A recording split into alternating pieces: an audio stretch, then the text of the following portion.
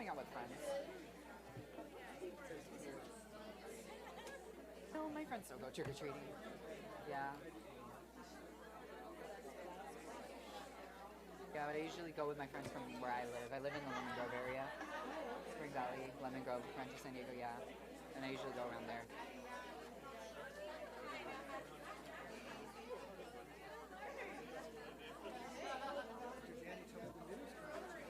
Thank you, yeah.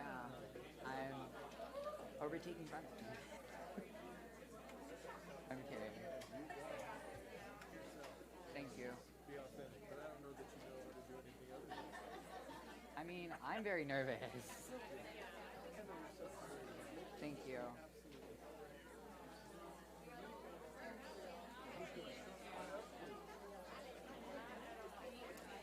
I was meeting with the AC presidents, and a lot of them were telling me the main issue at their school. Okay, so middle schools it was fighting, and the high schools it was vaping. And it's like, where do I find the positive in that? Well, staff is working to like help solve it. And then Dr. Fulcher, he asked about race and race relations in the school. And what the kids said were like really interesting. Like the high school level has a lot of like racial accepting. Like kids only hang out with people that like them. But the high school, everyone's well mixed. So At this time, I'd like to reconvene the regular board meeting. Deanne, will you please call the roll? Hall. Present. Solis. Present. Segura. Pike. Here. Tarantino. Here. Janney. Here. Collier. Here. Okay, at this time, I'd like to have Dr. Alvarez do the Pledge of Allegiance for us, and we'll do a moment of silence and the Pledge of Allegiance, please.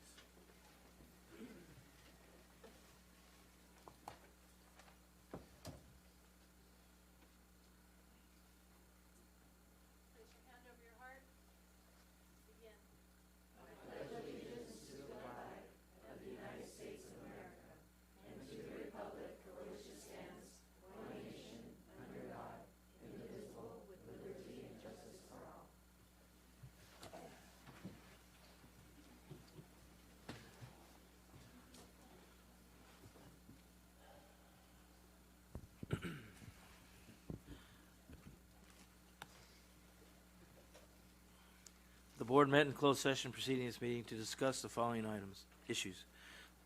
Number 1, student expulsion, suspension, expulsion, reinstatement, Education Code 48916 to 48918, students identified by ID numbers. Number 2, public employee discipline, dismissal, release, reclassification, reassignment, resignation, transfer, Government Code Section 54957. Number 3, conference with labor negotiator, Government Code Section 54957.6. The board took the following action.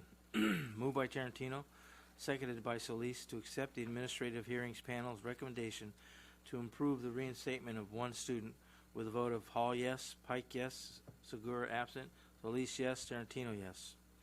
Moved by Tarantino, seconded by Solis, to approve the request for leave of absence for 2 certificated employees with a vote of Hall yes, Pike yes, Segura absent, Solis yes, Tarantino yes.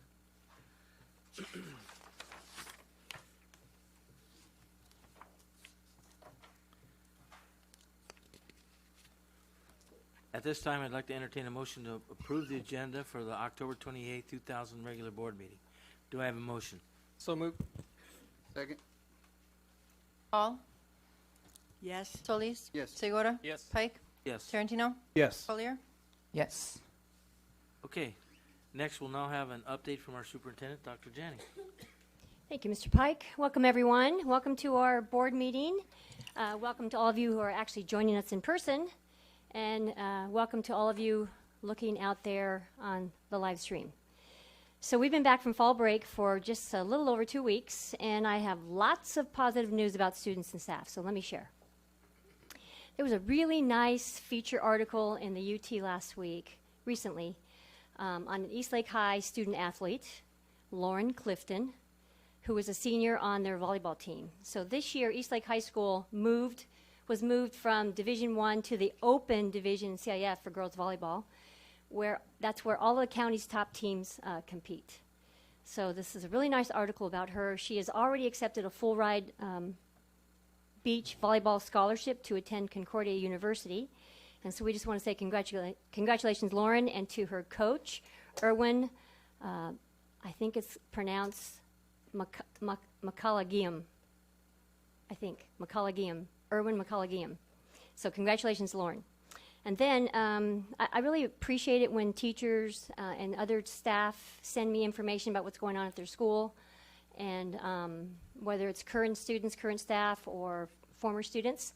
So Bonita Vista High School teacher Vince Gervais shared some great news about some former or some BVH alums.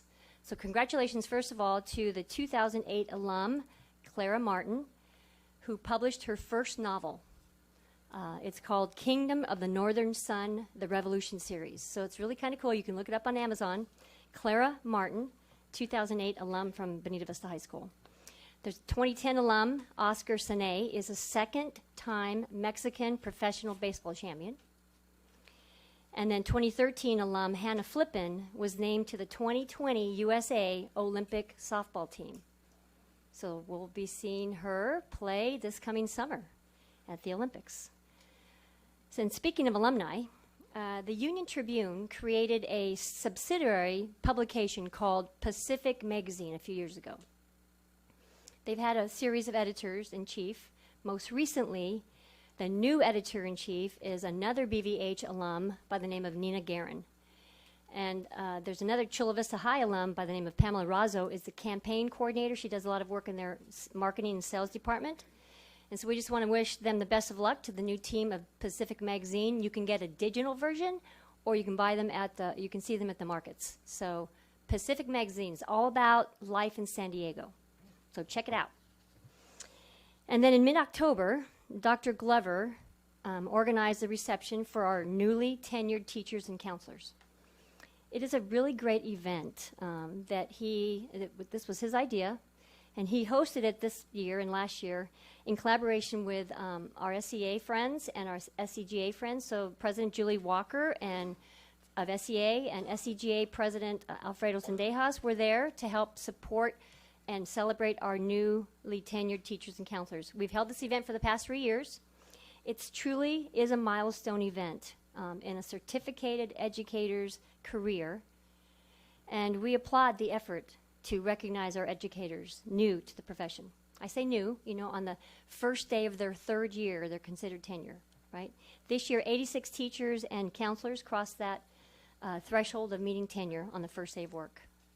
So congratulations to them. And congratulations to all of the new teachers and counselors as you progress and grow in one of the most satisfying professions that impact the lives of youth. I don't think there's any other profession that does it like we do. And then Rancho Del Rey teacher Kim Lepre and Bonita Vista High School teacher Gina Vatoni were both featured in another UT article on October 21st around grading practices. Maybe some of you saw it. I just want to thank them both for contributing their words of wisdom and expertise around grading for learning and mastery. It's always great to have our teachers represented in those articles. And I want to call out Ethan Collier. Not only is he a student board member and representative, not only is he the president of the region, is it 12? 12 California Association of Student Councils, but now Ethan is in the running for the state student board member position for the next school year, the 2019-20 school year. So congratulations, Ethan. Thank you. I don't think he sleeps. Where's his mom's in the audience? She doesn't sleep. I'm sure he doesn't sleep. He made it to the top 12 finalists in the state, right? So the first screening is, they narrowed it down to 12 finalists. He will be interviewing with students, the student council representatives in Sacramento the first week of November, and other panels, adult panels, that week. We wish him the best. We wish you the best, Ethan, in your pursuit to empower students and students' voice up and down the state. So we know that he'll be a great representative. And then speaking of empowering students and student voice, kudos to TitanBot, the robotics team under the coaching of Eastlake High School teacher Joel Faust. They organized and hosted the 5th annual GIRLS conference. The girls stands for, the acronym stands for Girls Inspiring Real Leaders in STEM. And so what they've been doing the past 5 years is bringing together students from across the district and then bringing in powerful women in the STEM industry. and they present a panel, they speak, they have booths, they have sessions that they go to. And so I just want to thank the TitanBot robotics team for continuing this fabulous opportunity for our students. And I don't know, maybe you saw them. They were also featured on KUSI this past week. I think it was Thursday or Friday, talking about the STEM conference. So congratulations to them. And then many of you remember Dr. Amy Ellingworth, who was our Director of Professional Growth for 4 years until she recently was appointed Assistant Superintendent in a neighboring district. So while she was here, she inspired many of us, many teachers, many administrators, classified employees in a variety of areas. Like, she created the Aspiring Administrators Academy. She created a Teacher Leader Academy. She created a number of book studies for educators across the district to get together and talk and learn from each other. She was a contributor to our Learning and Equity Walks, just to name a few. Well, I'd like to announce that in August, her book called The Coach Adventure, Building Powerful Instructional Leadership Skills That Impact Learning, was published. So kudos to her. The Coach ADV Venture stands for Appreciation, A, D for Design, and V for Value. And this is an excellent read for all educators, no matter what our role is, because we are all coaching and we are all mentoring each other, and we all want to positively impact learning. So, in fact, there are several employees in our district that wrote endorsements for the book that are listed in the book, one of them being Liz Wong, the assistant principal from Montgomery Middle, Dr. Rick Cook, the principal at Eastlake High, Alex Salazar, assistant principal at Sioux High, and Dr. Diana Carberry, who retired last year in June. So congratulations, Dr. Illingworth. You can look it up for hashtag CoachADV. Check it out. You can buy that on Amazon, too. I'm not getting a kickback or anything. I just think it's a really good book you might consider reading. All right. Now, as of tonight, we have not officially heard whether SDCOE has approved our revised 2019 or 2019-2020 budget that our board approved on October 8th. Now remember, this revision only applies to the current year's budget. The revision does not necessarily have to address the budget for 2021 or 21-22 school years. However, even though we haven't heard from them officially, that doesn't mean that we stop and become paralyzed. We continue to keep working and moving forward, just like we did all of last year during the fiscal crisis. We have come a long way from the fiscal crisis of 2018-19. We're in a much different place. We mentioned before that we were able to overcome that huge deficit for the 18-19 school year by offering the SERP. We've talked about it before, which is why there were no permanent staff layoffs. The question is now, how are we doing? And what does the future look like? So over the next 3 board meetings, I plan to share with you 3 areas that impact our budget going forward. Tonight, I want to talk about the revenue that relates to enrollment, student enrollment. Over the past 3 to 4 years, not yet, but almost, I'm going to put up a slide. Over the past 3 to 4 years, we and many districts across San Diego and the state have been in a declining enrollment mode. Specific to Sweetwater, our enrollment has dropped over the past few years, and we're going to put up a slide now. So between the end of 2015-16, you'll see up on the slide,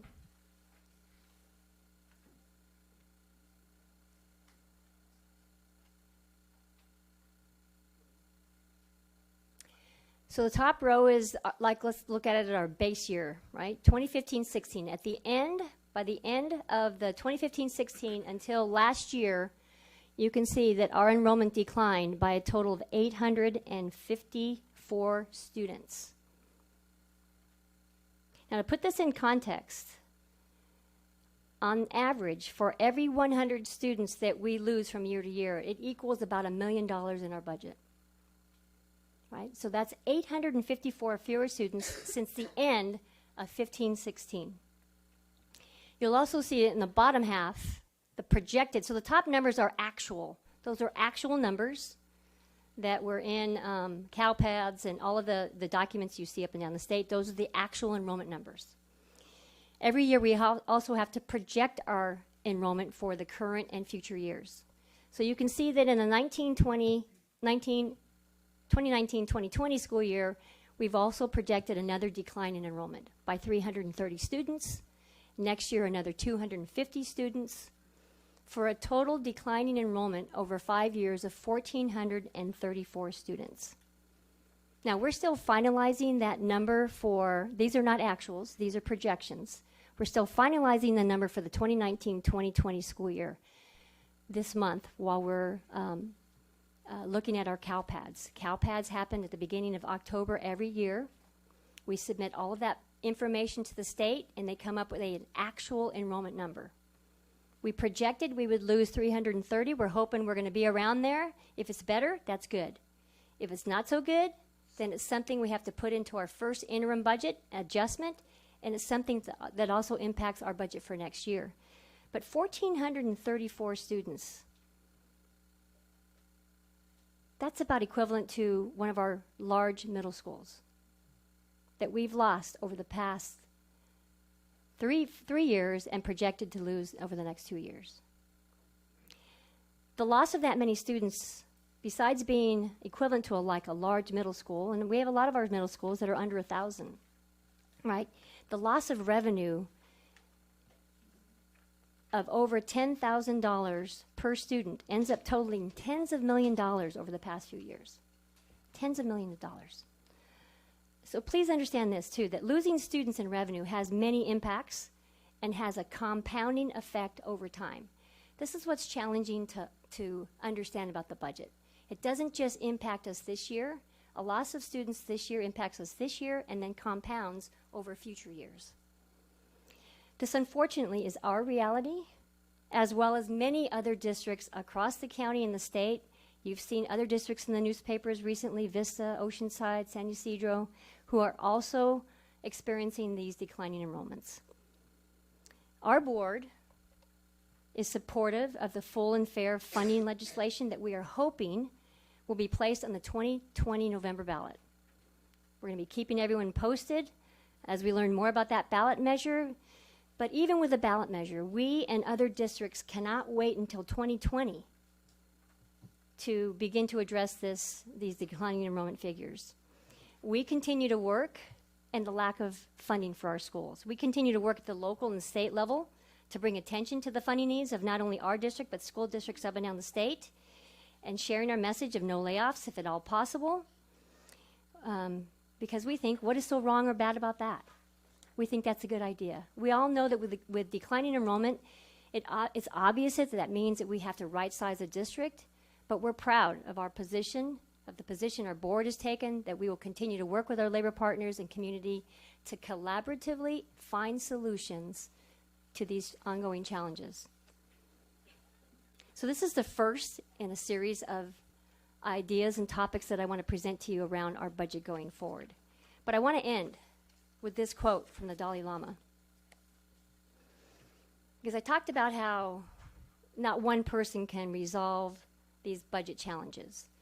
It has to take all of us. And so the quote from Dalai Lama says this: optimism does not mean being blind to the actual reality of a situation. It means maintaining a positive spirit to continue to seek a solution to any given problem. And it means recognizing that any given situation has many different aspects, positive as well as problematic. So what I want you to know is that being optimistic doesn't mean it will be easy. It means believing we can solve the problems or problem, and solving it together is always the best way, is what we think. And I just want to share one last thing with everybody. I've been signing a lot of our Sweetwater Stars Capturing Our Best certificates, which means that when you go online on our district website, you can see a Sweetwater Stars link. And when you get my email this week, it'll go directly to that link. And you can recognize, applaud, appreciate, show gratitude to another employee or an employee in the district for something that they've done that's capturing our best. I just want to remind that we've been doing this for the past 3 or 4 years. I sign hundreds of these each year. Every time a person gets acknowledged, whoever acknowledges them, an email goes to the person who's being acknowledged, an email goes to the person who sent it, An email goes to the person's supervisor, and then we send them a copy of a certificate and a pin that says Sweetwater Star. So we have thousands of employees, and I think it's a great opportunity for anyone, students, staff, community, to acknowledge our employees capturing our best. So thank you very much. That's it, Mr. Pike. Thank you, Dr. Janning. We'll now have a report from our Student Board Representative, Ethan Collier. How many students are in the audience tonight? That student voice right there.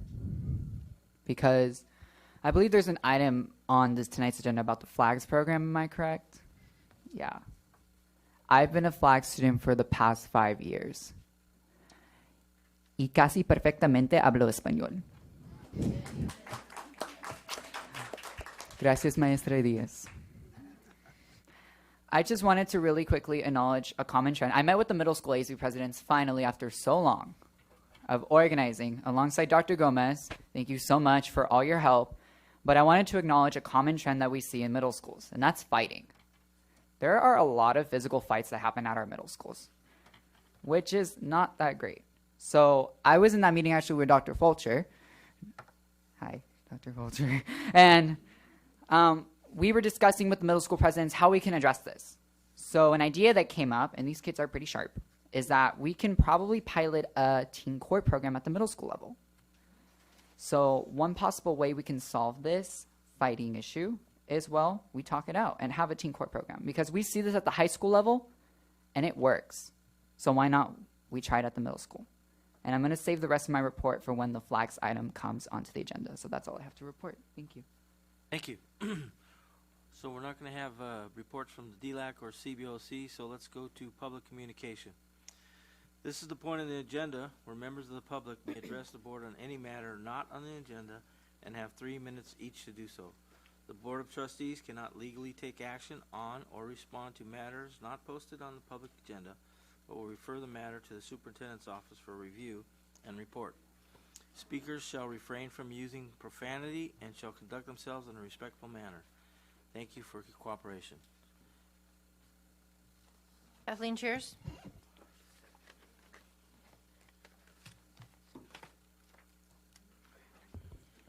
I would like to address the topic of Title I funding. At a previous board meeting, I asked the question, when will the school sites be receiving the 30% the district held back? The answer, within the month. I'm happy to report monies were released. Having said that, you have before, just want to be sure. You have before you documentation of Montgomery High School's school site committee, the information that we received last week. You will notice we did not receive the 30% we were counting on. You will also note the district's reasoning, bottom of page 1. This was due to the allocation. According to the district, the amount of money they thought we were going to receive as projected in May was less, and so in October the amounts were changed. Now, I could stand here and question the district's data and receive a boilerplate answer, but frankly, I would rather focus on the following. Why did it take until October for the district to advise their sites there was a difference? In Montgomery's case, approximately $60,000. Why did the district hold on to the 30% figure for so long, leaving but 1 month of consideration for the school site councils? Moving on. The second page details Montgomery High School's committee's current plan for spending. I draw your attention to the GRIT resource, a Montgomery High School program that was so successful that it grew to 5 classes. However, now due to Title I cutbacks, it is but 1. A program that is now forcing students to be turned away. A program that has data which supports its success and the enthusiasm of students in assisting them in raising their test scores and grades. A program overseen by Ms. Beecham, the definition Webster should use to define teacher. You will notice $154,000 plus of Title I funds are being used to fund restorative justice. I take ownership for this debacle, as I was on last year's committee, and obviously I fell asleep at the wheel. I have shared this info with last year's 2 other parents, and they too are upset to see how much money the program is taking from Title I. I will not promise our committee will approve the Title I funding for restorative next year if I have anything to say about it. I wonder how many other schools are funding restorative programs of Title I. Understand it is time for we, the community, and the teachers to take back our power and become the driving force of Title I funding decision-making. In looking at these expenditures, as a West Side resident, I have to ask the question, where do the funds come from for programs like restorative on the East Side, who do not have Title I? Title I is supposed to be additional help for those most needy. Instead, the district has found a way to influence committees to pay for programs, items the district should be funding. It pains me to subject my principal and coordinator to my constant inquiries and have them sit there and attempt to explain what cannot be explained, if I could. I have submitted a PRA inquiry asking for how many Title I sites are subsidizing restorative. Please note, I am not saying restorative is not a program that has its benefits, but this district is primarily here to support the education of our students, not their rehabilitation. And programs like GRIT do just that. For every teacher who applauds restoratives, there's one who talks against it. The community is tiring of the in vogue programs with fancy buzzwords. Site councils need to get back to their charge, informed decision making, having all the facts before them. Our children are deserving what our tax dollars are intended for, education. In closing, each school site should show their school site plan, their Title I plan, on their individual website, including the financials. Thank you very much. Thank you. Lucy Ugarte.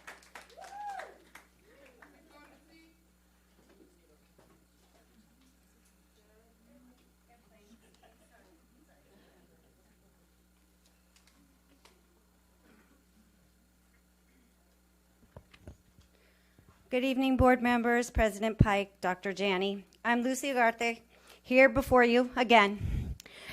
First, a recurring plea for respect, dignity, and transparency, by Mrs. Cheers, Mr. Marinovich, parents, teachers, and other concerned individuals continues to be ignored. Instead, presentations to the public include messages of tossed word salads meant to keep everyone confused. The disdain is palpable, and in some cases has gone as far as retaliation to those who speak up. All the while, we repeatedly hear that the district is transparent. Let me remind everyone that just because you say it doesn't make it true. After having read the board agenda, I informed teachers at a faculty meeting just after fall break that there was movement from the budget of the $7 million expected from labor. Silly me, giving the district the benefit of the doubt, only to find out that very evening that it wasn't moved by your volition, but as a result of a directive from the county. Transparency would be this, saying, our deficit for the upcoming year is negative $24 million, and we don't have a plan to fix it yet. We had to move the $7 million we wanted to get from labor because it is, at this point, imaginary money. The district continues to lay the responsibility of its fiscal predicament at the feet of its students and employees, chipping away at programs and small groups of personnel. First, it was the reduction of TOSAs before we publicly knew about the fiscal crisis. Then it was adult ed, next special ed and alt ed, and now learning centers. Who's next? My guess, newer teachers. That is unacceptable. Students need site personnel. By offering early retirement last year, it ensured a workforce with very little time or experience in the district. The responsibility of the future of these employees is with management, not with their colleagues' actions. Teachers did not create the budget crisis. Teachers have worked cooperatively with the district to ensure that cuts have had as minimal an effect as possible on students. So let's not twist the facts. Teachers that refuse to be taken advantage of are not the reason that our newest teachers will suffer. No matter how much we cooperate, no matter how much teachers sacrifice, the end result will be jobs on the line March 15th. Your debt of $24 million is too big, and not one teacher in this district shares that blame. It lies solely at the district level. We reject your divisive strategies, including If the teachers had only done X, then Y wouldn't have happened. We will always support and educate our students while supporting and drawing strength from each other. We are united, and I'm sure I'm going to be back. Thank you.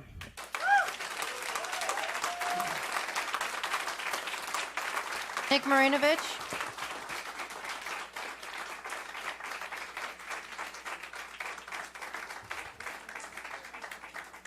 Good evening, President Pike, members of the board, Superintendent Janney. After that compliment, what I have to say, I'm probably going to make the enemy of a number of the people in this room, but it's the fiscal reality of what we're dealing with. As I've said numerous times, this district has a payroll and revenue problem. On the left hand of the equation, you got fundamental issues that impact all school districts. The retirement costs, the health costs, declining ADA. That's problem number one. Problem number two, the aggregate funding at the state level is inadequate for education statewide. So then the question is, well, why is this district seem to have these financial problems more so than all of these underlying structural problems that exist with all the school districts? And it really comes down because nearly 90% of your operating budget is payroll, salaries and benefits. It's a payroll issue. It's not exactly 90, but almost 90%. My fear is, as a citizen, and believe me, I love the teachers, and look, how can you not? It's a tough job.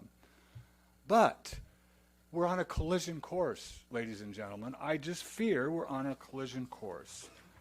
But you have, at least I want to make the argument, because you have one of the most brilliant data people I've seen sitting in the back of the room. Education has tons of data on salaries and staffing ratios and all this. So I went and looked at a report, selected certificate salaries and related statistics like insomnia cure. Like the Grossmont Union High School District, average salary is $84,020. For that fiscal year, it's $87,617. If you look at Sweetwater's, the average salary of a teacher for most, not all districts, some of the North County districts are higher. There's no way to get around arithmetic. I'm sorry to say, you got a budget, you can control the payroll. That is the one thing you can control, and it's a tough decision. It's easy for me to sit up here and say, oh, I'm not sitting there. I have it really, really good. I am retired, and I don't have to worry about feeding a family. But there's a public that has to deal with the resources that aren't there to provide an adequate education. So I wish I had the answer as a citizen, but I think everybody's going to have to step back. Again, I think the district, I looked at the budget, and you didn't make the cuts you needed to do last year, so that just compounds the problem. Then you got a demographic trend of declining enrollment. There needs to be all hands on deck to figure out where this district, and all school districts for that matter, are going the next 10 years with that demographic trend. It isn't going to change.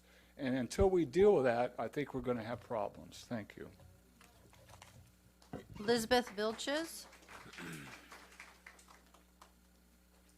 Or Norma Uriarte.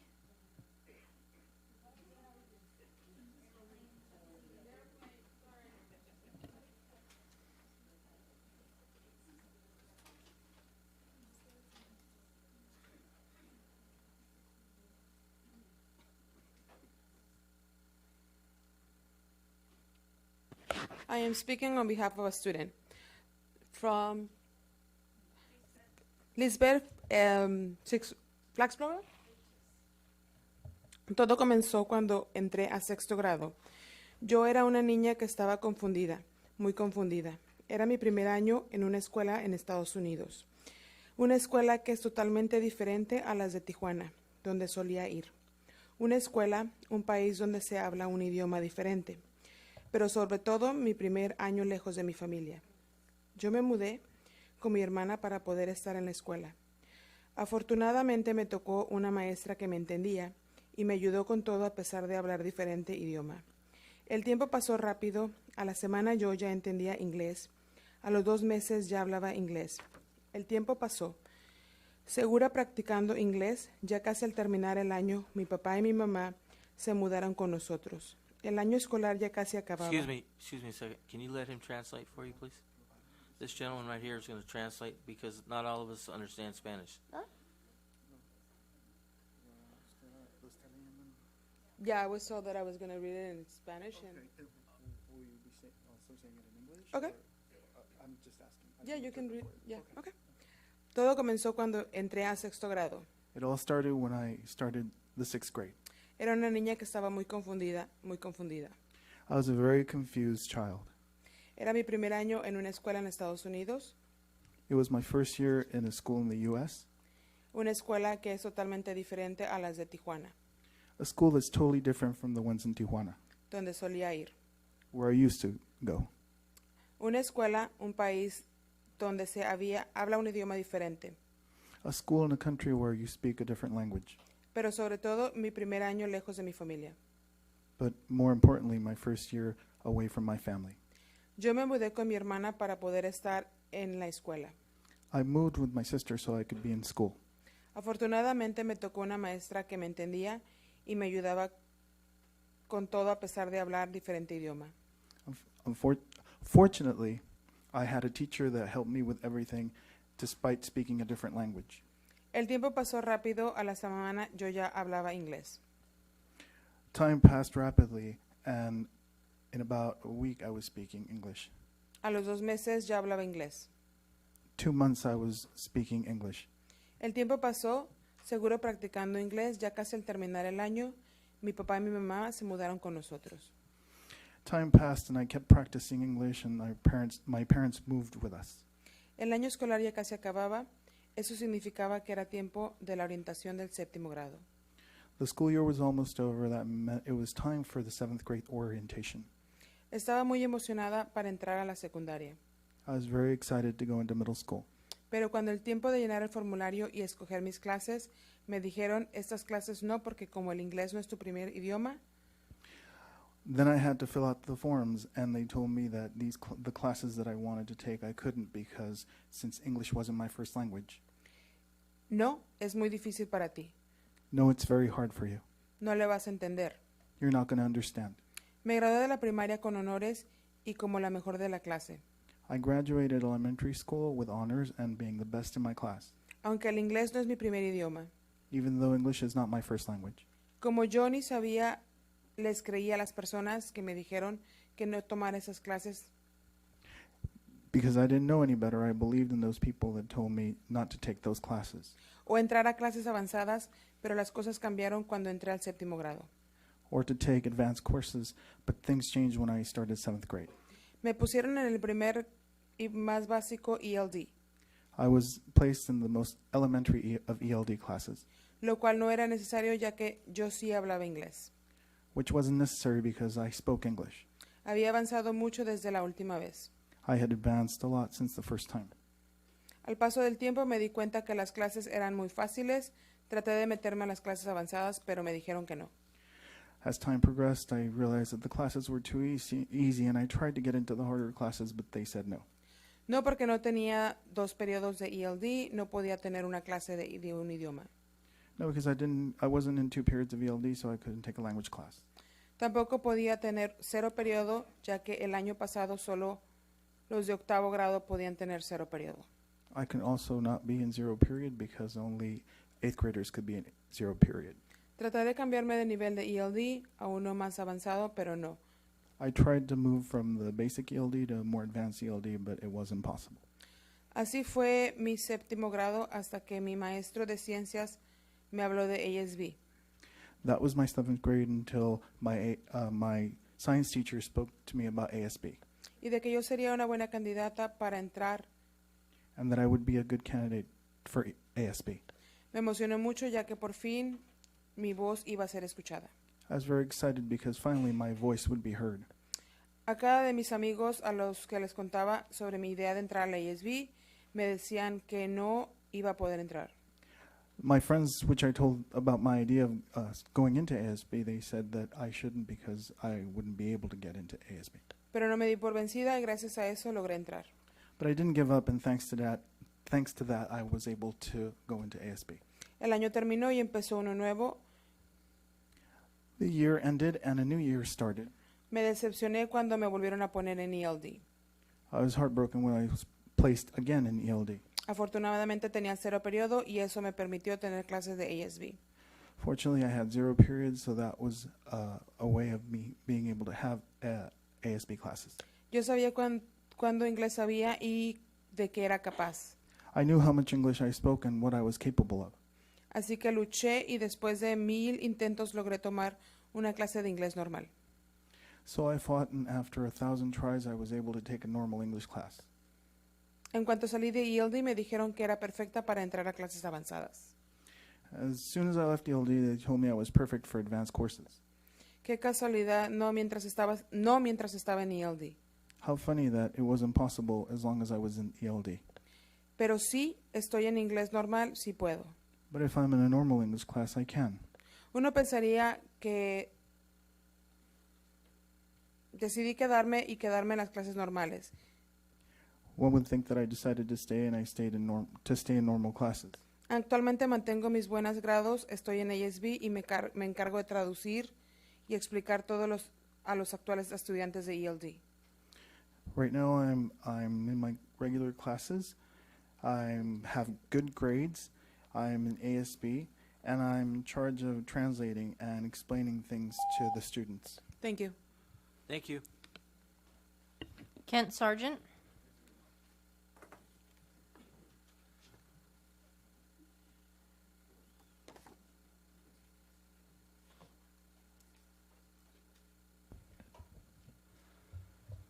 My name is Ken Sargent, and I am speaking as an individual. For the past few years, the FLAGS program has become a major topic of discussion and division at Hilltop Middle. What I want to discuss is current data received this year. The data I present to you comprises of 2 departments and the breakdown of ELs and RSP students among those departments' teachers and our 3 teams, FLAGS, STEAM, and AVID. Looking at the team numbers for English, it is alarming to see that the FLAGS team only has 4 RSP students, while STEAM has 39 and AVID has 47. Now looking at the EL data for teams in English, FLAGS has a combined 26 students. That's a combination of both LTELs and STELs. STEAM has 47 and AVID has 60. The AVID team has more EL and RSP students than the other 2 teams. Now, did you know each team, FLAGS, STEAM, and AVID, gets the same amount of Title I funds? Title I funds are supposed to serve English learners, foster and homeless youth, students with disabilities, and students economically disadvantaged. And yet the data I've presented shows AVID serving a greater number of these students than FLAGS. AVID should receive the most Title I funds, while FLAGS should receive the least. Because that's not happening, if we were audited, how could this be justified? Now I can tell you this data is not new. Previous principals, including yourselves, have been made aware of the program's demographics. The low enrollment of RSP students into the FLAGS program can be attributed to the recruitment process where both students and parents must complete an application and sign the student-parent contract. It amazes me that you continue to ignore the problems brought up about the FLAGS program. Your silence and failure to make necessary updates to this program creates an idea that you're protecting an unjust and inequitable program. It's 2019. The program needs to be updated to meet the needs of 2019 students. I thought each student mattered to you. Christopher Shelton.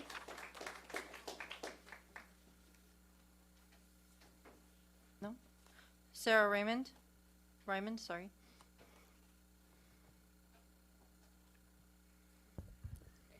Good evening, Sweetwater Union Board. My name is Sarah Ryman. I'm here as an individual.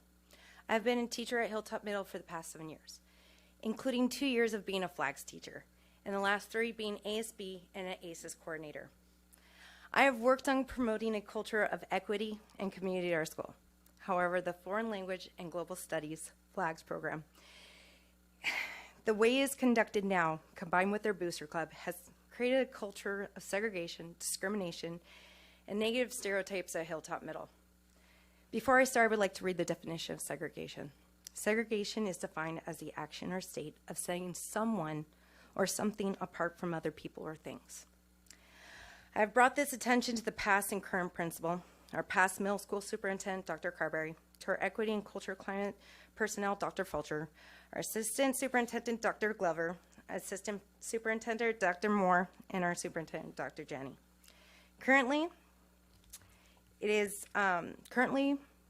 we are at a school where it is separate but equal culture, without the equal.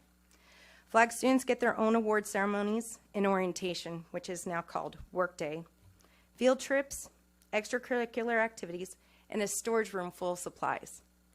These are all supported by their booster. I bring you this attention to the booster. The booster's purpose is to provide flag students an experience focused on foreign language and global studies.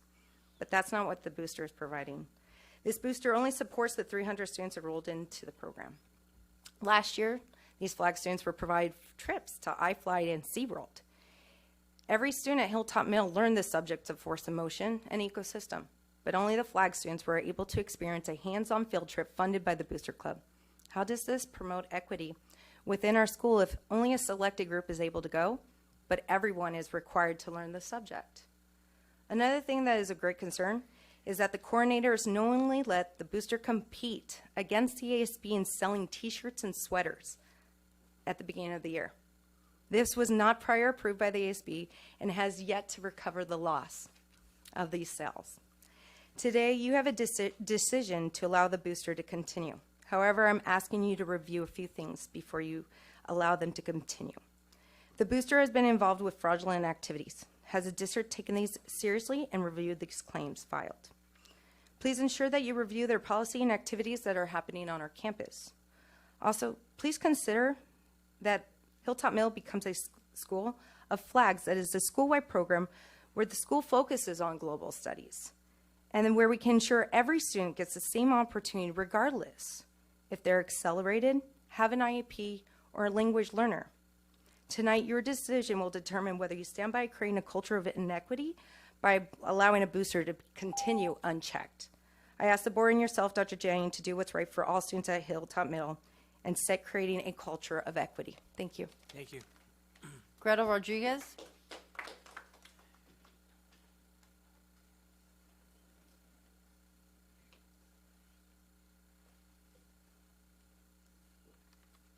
Good evening. I am Greta Rodriguez, a proud parent, teacher, and chair of the South Bay Forum Education. Hilltop Middle School continues to create an inequitable master schedule for students and staff. I want to publicly apologize to Mr. Hughes. To my distrust to the district, I thought he was sent to protect the program, and he's been very fair and honest, and this has nothing to do with him as a principal. We need to stop these witch hunts on principals that try to do and build equity at our site, because that has happened in the past. And I hope you understand that if you ever sit down and talk to Ms. Delgado, she was wrongly accused of things that she did not do. In fact, she tried to create a heterogeneous science program where all students would be equitable, everyone would have access, and she wasn't allowed to do that. She was moved into the district office, and yet Zoomstein was allowed to do that and got promoted to the high school. So I hope she finds justice and peace, that she actually was doing the right thing before she was removed. When we talk about equity, I would definitely, Collier, invite you to, you talk about student representation and voice, go to Hilltop Middle and talk to all the students that felt left out when they weren't in the program, students that weren't invited into those field trips, students that were in my class the first year that said, I'm not smart, Ms. Rodriguez, that's why I'm not in the flags program. To have that type of culture on a campus is unacceptable. If we're looking at decline, let's make the whole school flags. Let's have everyone have access to that education that everyone deserves. It shouldn't be based on 1/3 of the school. I have parents in the community that are saying, if the whole school were flags, I would not feel forced to put my kid in a charter if my kid doesn't get into flags. They should feel comfortable sending them to our school by allowing every teacher and student and parent the same equitable process and the same program. And that's not happening right now. I thank Tarantino and Pike for coming to our site and making the changes that you did by taking off the 2.0 requirement, by making sure the kids are not kicked out of the program if they're not meeting the 2 hour of homework that used to be required.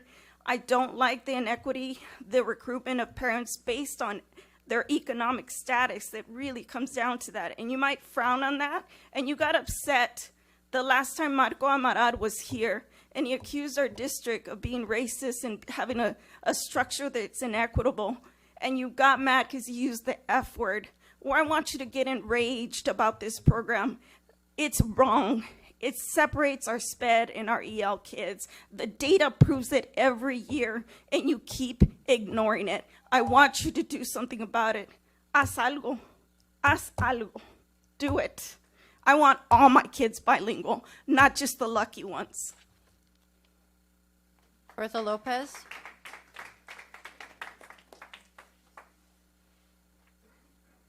Bertha Lopez. Roger Casares.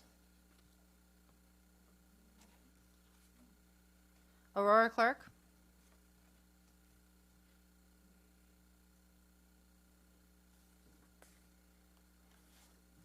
Good afternoon. My name is Aurora Clark, Aurora Murillo since my divorce. I was a parent of flags, and it took me making that mistake once. And why do I call it a mistake? After having my daughter be in flags for 1 year, I started thinking about everything she went through. I started looking at the demographics and many other things, and I realized, why is flags? Why did flags in the interview ask me whether I owned a house or rent? Why did they ask about my education level and my husband's? That should not be part of an interview. Why, when I spoke to other students, they were telling me that if they were not in flags, they could not access the language prerequisite. They could have advanced. They could have the equal opportunity of having 2 years of language, so that when they got to the high school, they would only be able to take one and have more time to get further in their education, but they were not allowed to do that. So I took my other 2 sons out of flags and decided that that was not a program where I would participate and have them be part of an elite group. It is going against the Brown versus the Board of Education. Why? Because we're discriminating against children because of their actual definition on their CUM, EL, SPED, income, homeowner or not. I had to fight for my daughter to get a fair grade from one teacher, Mr. Whitman. He almost failed her, confusing her.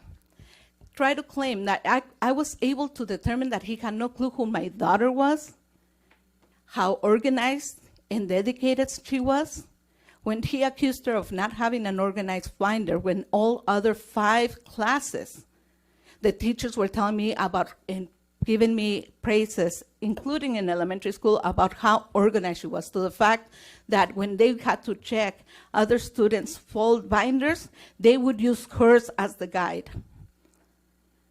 This tells you a little bit about what goes on in the flags program. Denying the access, violating Brown versus Board of Education, inequity. Those are things that we do not want to have our district be known for. We came over multiple times to speak about the conditions of the school also. And anytime I addressed the education part, I was constantly told, you're gonna have retaliation. You don't wanna mess with the teachers from flags. If you don't want your kids to be retaliated, don't do that. And I can say, and if I may, I know I'm gonna go over 2 minutes. My youngest son, who was not in the flags program, who was very proud to be constantly saying, hey mom, my teacher said she wants to do a project in science, can we help her? Because she's gonna need material. I said, fine, baby. I go to the school to drop off something, and I thought, oh, you know what, it's recess, I'm gonna take advantage as a teacher, how can I help? The teacher sees my son walking up and turns to him and says, what are you doing? And embarrasses him in front of his peers. Embarrasses him and treats him in a way that let me know why students go home and say, please don't go to my school, to their parents, and told them, don't you dare be bothering your mother and having her come to the school to talk to me. She should not be bothered. That's not the way you talk to a student. And then I realized, I later found out after speaking at administration that teacher was friends with some of the teachers in the FLAGS program. It is sad. No parent or student should have to go through that. And I'm here tonight because I don't think that anyone should live through what I experience or my children experience. We need to work together to provide the quality of education that as taxpayers we are paying for. Thank you. Emma Romero.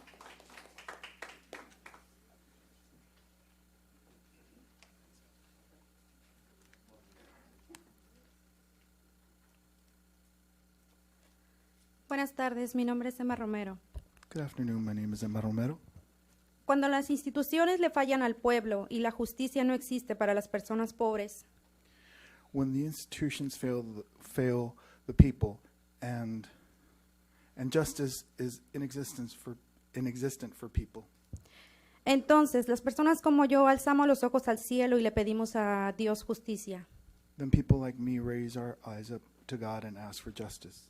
Ingenuamente muchos creímos que con hacer protestas, escritos, caminatas y salir en varios noticieros, We thought that going out and protesting and writing letters and going on walks and going to various news stations would create a change. habría una posibilidad de que nos regresaran los autobuses escolares para San Isidro High School. And there would be a possibility that we would get the buses back to San Isidro High School.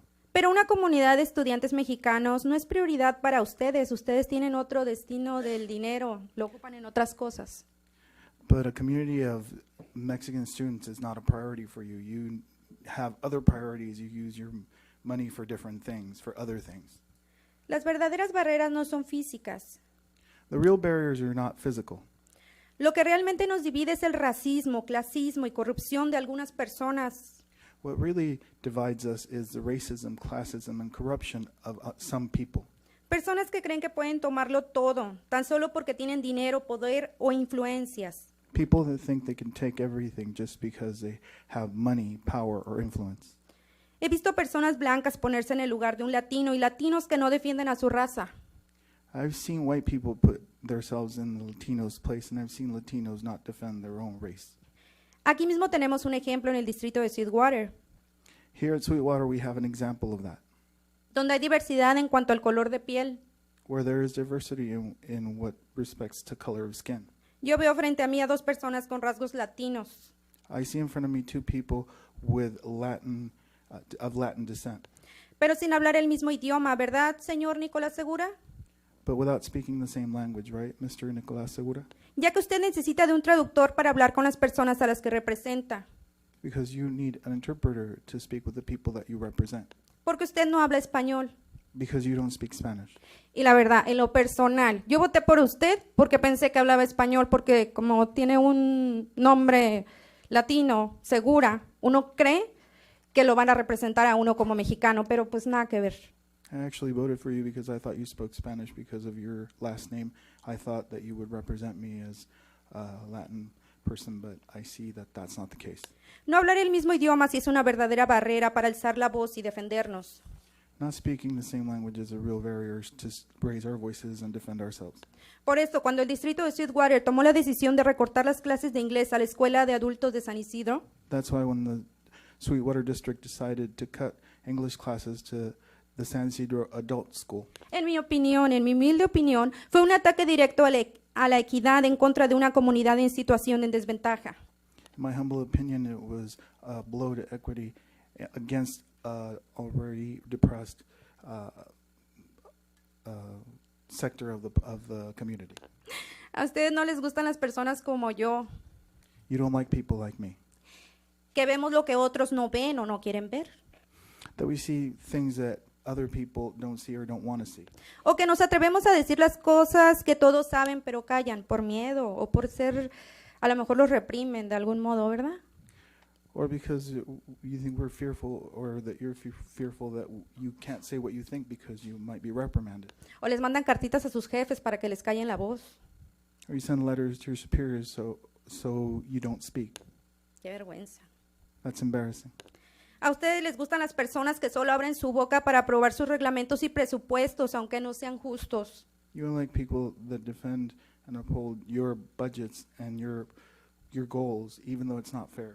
En pocas palabras, les gustan los esclavos, los robots. In other words, you like slaves, you like robots. No hacen falta cadenas para ser esclavos. We don't need chains to be slaves. La nueva esclavitud se llama sumisión y servilismo. The new type of slavery is servitude. Y en mi lenguaje colonial, los arrastrados, hipócritas y barberos. My colloquial language, those that are suck-ups. Un principio de derecho señala que cuando la ley se contrapone con la justicia, debe prevalecer la justicia.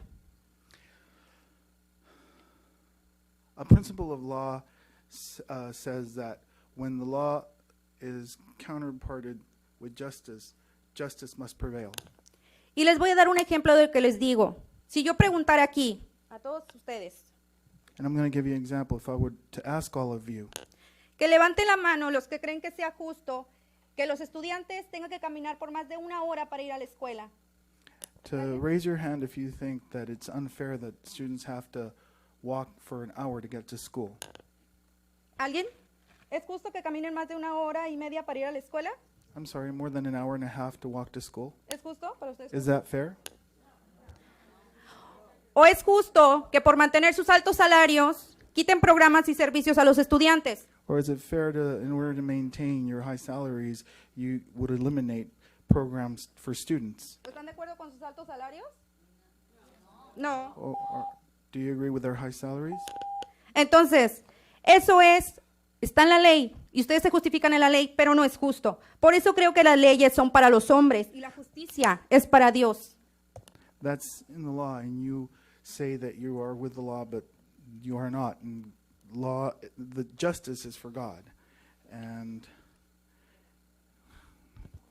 No importa. Su Majestad Yanei y miembros de la realeza, porque así les gusta que los traten. En verdad le pido a Dios que la justicia los alcance. Muchas gracias. Her Majesty Jennings, I hope justice reaches you. Thank you. No further speakers.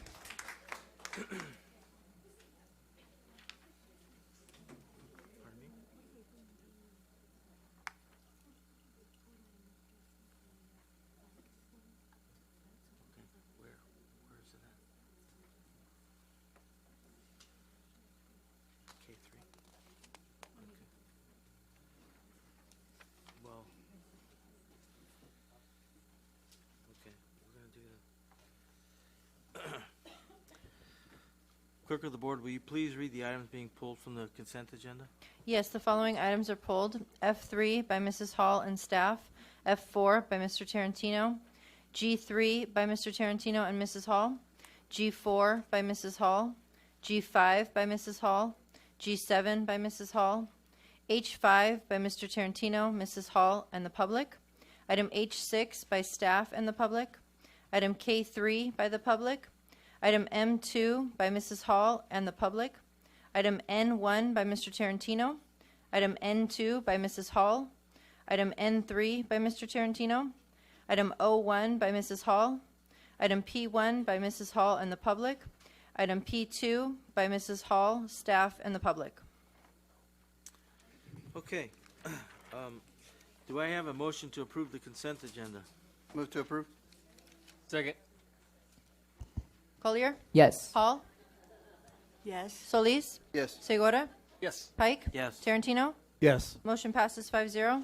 Okay, I've been requested to move the agenda item K3 up to the front. Can Okay. we do that, please? Yes.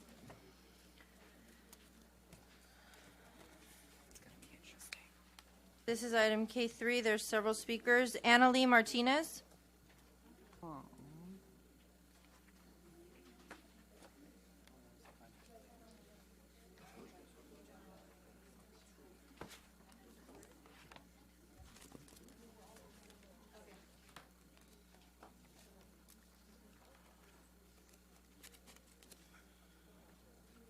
Just pull the microphone to your, there you go.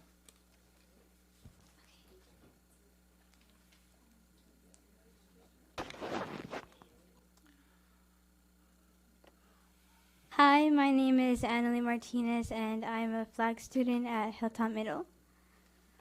Something I would like to say about flags is that it's really fun, and anybody can join. And as of I know that when I signed up, everybody that I saw in the interviews with me are in flags. Something really cool that we do in flags is that we do really fun projects and activities. Just like right now, how we're doing blowing up intolerances, where we're blowing up balloons that we're painting with some intolerances or societal issues that we really don't want, and we're technically blowing them up. And it includes like some of our main goals, which are being mathematically adept, critical and creative thinker, an effective communicator, global and civic-minded, and having digital literacy and digital literacy and citizenship. Thank you. So in our project, we're becoming global and civic-minded of our societal issues and how it is actually affecting some places in our world. And with the blowing up pumpkins, we're actually graphing and learning about how, and we're predicting how much rubber bands we might need to blow up our balloons. And an activity that we have done in flags is the Hunger Luncheon Project. We did that last year when I was in 7th grade, where we learned global issues on food and how there's not as much food in other places like there is here in the U.S. And we did a little simulator, which was actually really fun, how we had most of our students be the impoverished, where like the only thing they had for lunch was rice and water. And then we had the next class, which is inadequate, which was where we ate pizza, carrots, and chips and water. And then we had the next class, which was, it was our 3rd class. I forgot what it is called, but we had a lot more. There was spaghetti and other foods that they enjoyed. And then we had our highest class, the elite, where they had cake and they had like a full course meal, and they had someone playing the violin for them, and our 7th grade English teacher served them their food, and it was really funny. And we had a really good time. Thank you. Thank you. Ariana Martinez.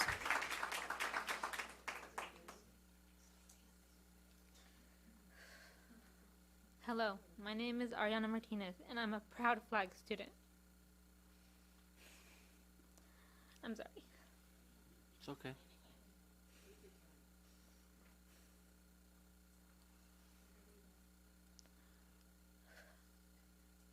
Some backstory about myself is that I've gone to 3 different elementary schools, and I had to go through the new kid system 3 times. My third time was at Hilltop Middle School. But I am thankful to my mom for pushing me to doing this program and going to Hilltop Middle. I was able to burst out of my shell and study a class that I would have been scared to take. But because I did, I'm now able to say and write good morning, good afternoon, good evening, and much more in Japanese. All this wouldn't have been possible without flags. Flags helped me as a person grow, and I got to experience something that not every person can at my age. At age 15, I got to travel 5,355 miles to Japan. I got to learn more about a culture that I'm really interested in. I got to make new connections, such as with my host family, who I'm still in contact to this day. In about 3 days, I will be hosting a Japanese student who is only able to come because of flags. Thanks to flags, she'll be able to learn and experience both American and Mexican culture. She'll make new connections, and most importantly, she'll make long-lasting memories. All these experiences will hopefully help me with one of my college goals. I would like to study abroad in Japan, even possibly do an international program with a university in Japan. I would have never thought about all these goals without flags. Flags brought out a side of me that I am proud of, a side that I want to show to the world. Flags is like a bridge. It connects different cultures and people internationally. It is also a walkway to global studies and helps students with college and or universities, opening up more and more doors for students. That is why I hope many more students join flags to gain opportunities and experience just like how I have. Thank you. Thank you.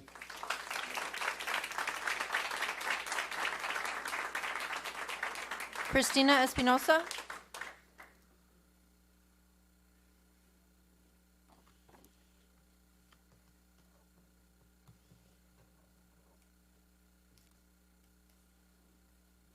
I love seeing all the young brown faces here that probably would be discriminated against in another school district.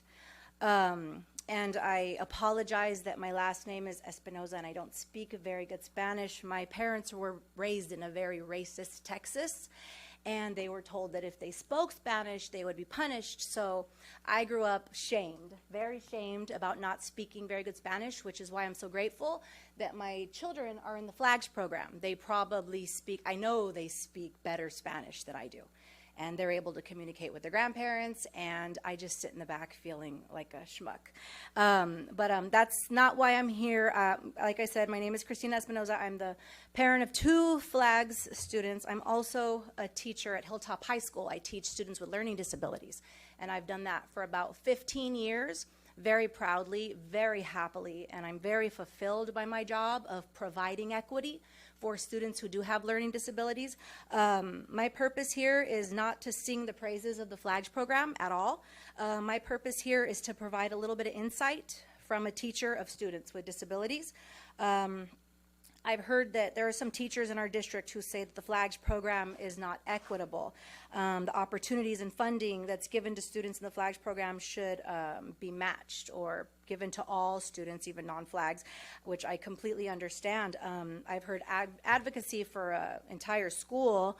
From a very real, though, and practical place in my heart and mind, I know that parent-generated funds are a last resort.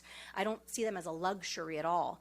I think that parents raising funds to support the FLAGS program is not anything extravagant. It's a last resort. It's a desperate attempt to supplement what I hate to say is very poor management of money on the district part, and giving a group of, actually I just made a little asterisk while you guys were presenting, and I noticed the declining enrollment is a huge factor here, and I just couldn't help, I added it into my little speech, I couldn't help but think, you know, how much lower the enrollment could get if we got rid of specialized programs, and I call them specialized because it's a group of kids who are interested in learning more about global studies and taking a foreign language. And if those children didn't have their needs met, they could go to another school. I know I'd probably send my kids elsewhere if it wasn't for Hilltop Middle FLAGS. So we're giving a group of motivated kids who happen to find an interest in these areas a taste of what they could have outside of the public school system. So when you look at charter schools, private schools, they get a lot of portfolio nights. They get a lot of activities. They get a lot. I see it all the time. I'm friends with oh, 3 minutes. Okay, well, I'll just close. I'm going to skip all my stuff, and I'm just going to thank everybody for the opportunity. This reminded me of a student I had in the fundamentals program last year, not RSP, fundamentals, and she worked very hard in the middle school in the fundamentals program, so that by the time she got to high school, she was able to take AP Spanish Lit with Miss Bermudez back there. And I just want to remind everybody that's not exclusive at all. In fact, I think the middle school is doing a great job of putting the fundamentals in place so that they can succeed in the high school FLAGS program. Thank you. J. Schmidt.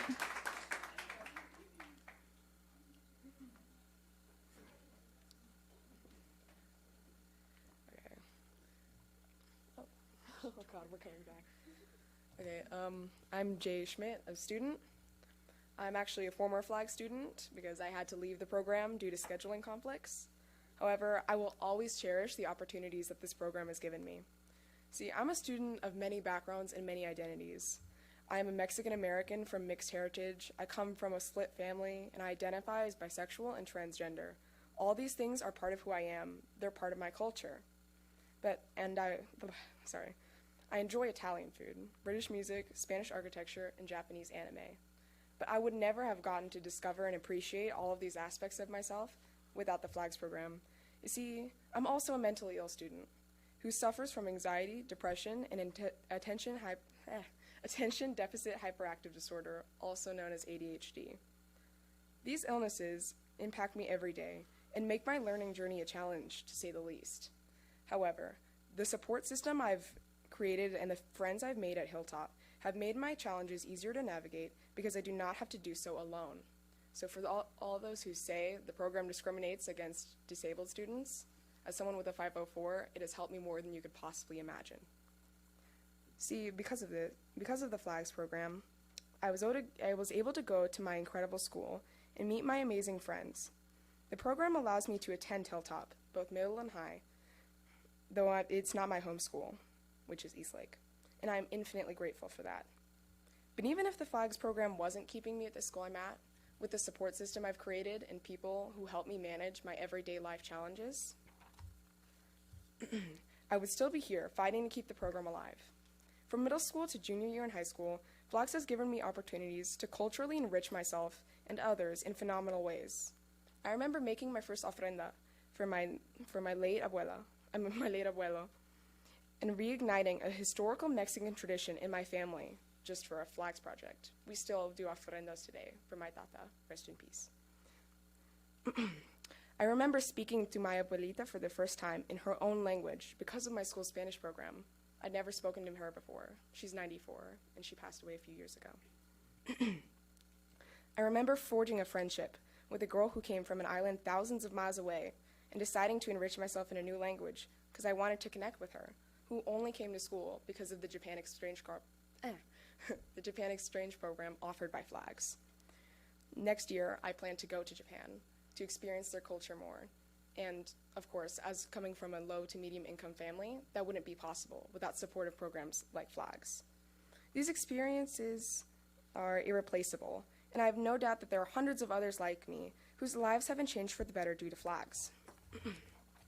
Though I do agree that the FLAGS program is not perfect and it should be more accessible to all students, I disagree with those can I keep talking? I'm going to keep going. Who claim it must be discontinued. Students who want to enrich themselves in other cultures, partake in advanced classes, and show a higher level of dedication to their learning should have a space to pursue this knowledge. As I've said before, I'm a mixed-race, bisexual, transgender young man. Trust me, I'm no stranger to feeling like an outsider. And I agree that no students should have to feel like that anywhere, especially in the place that they're supposed to be learning. But eradicating the program entirely is not a solution. It's the easy way out, and it's just giving up on all of the incredible experiences all students could be having. Wait, sorry, almost done. So I ask you, please, keep the program alive, and fix it too, don't worry. Not just for me, but for all the students who aren't here today, and all the students who will be forced out of Hilltop due to the program's cancellation. Because, again, with all the concern over enrollment, there's a lot of students who won't be enrolled once this program ends. Thank you. Thank you.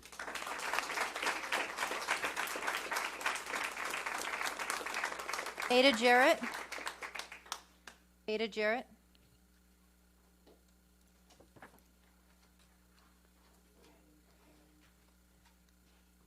Good evening, Board, President Pike, Dr. Jenny. My name is Aida Jarrett. I am a proud Sweetwater employee of 18 years, the last 4 in the FLAGS program. It is quite disheartening to hear the comments of my colleagues who have ignored the period of growth that we've had over the last 2 years. Over the last 2 years, no student has been denied in our program. We've run strictly on a first-come, first-served basis. The data at our site with the FLAGS program is comparable to other accelerated programs in our district, with the exception that we actively recruit students who are of EL and students with disabilities. So we reach out to the 6th grade teachers before we receive any information through articulations, specifically requesting students with disabilities and students who are English language learners. We think learning multiple languages is important. In addition, we've been in continuous conversations with our principal, our counselors, our special ed department chair, and our SIS coordinator to enroll students throughout the year into FLAGS. So these are things that have been done over the last 2 years, have been openly shared with our staff, and yet continue to be ignored. Some of the claims that were made are inaccurate. Some of them are very old, as in 10 years ago. They don't have a basis. In fact, we did have some of these. We did have a 2.0 requirement, but it's because we had a lot of transfer, and it was the expectation that if they did not meet the 2.0, that they would have to go back to their home site. That changed, and so did the requirement. We have not kicked students out who were not performing for the last 2 years. In fact, our former principal, 2 principals ago, told us that she was kicking people out.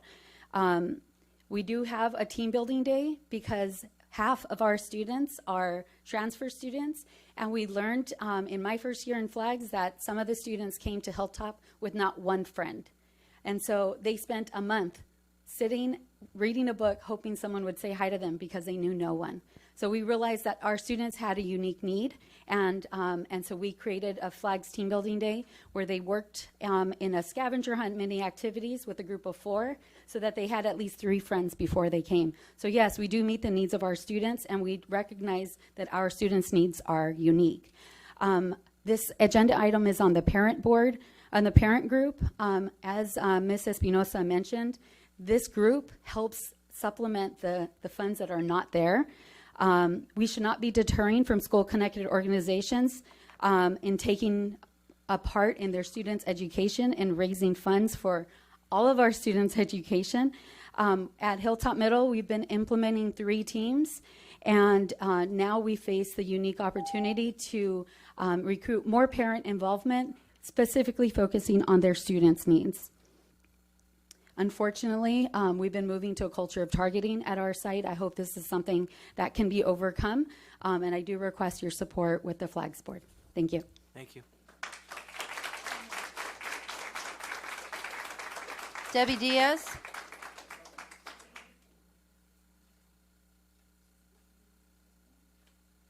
Good evening. I'm a teacher at Hilltop Middle School. This is my 25th year there.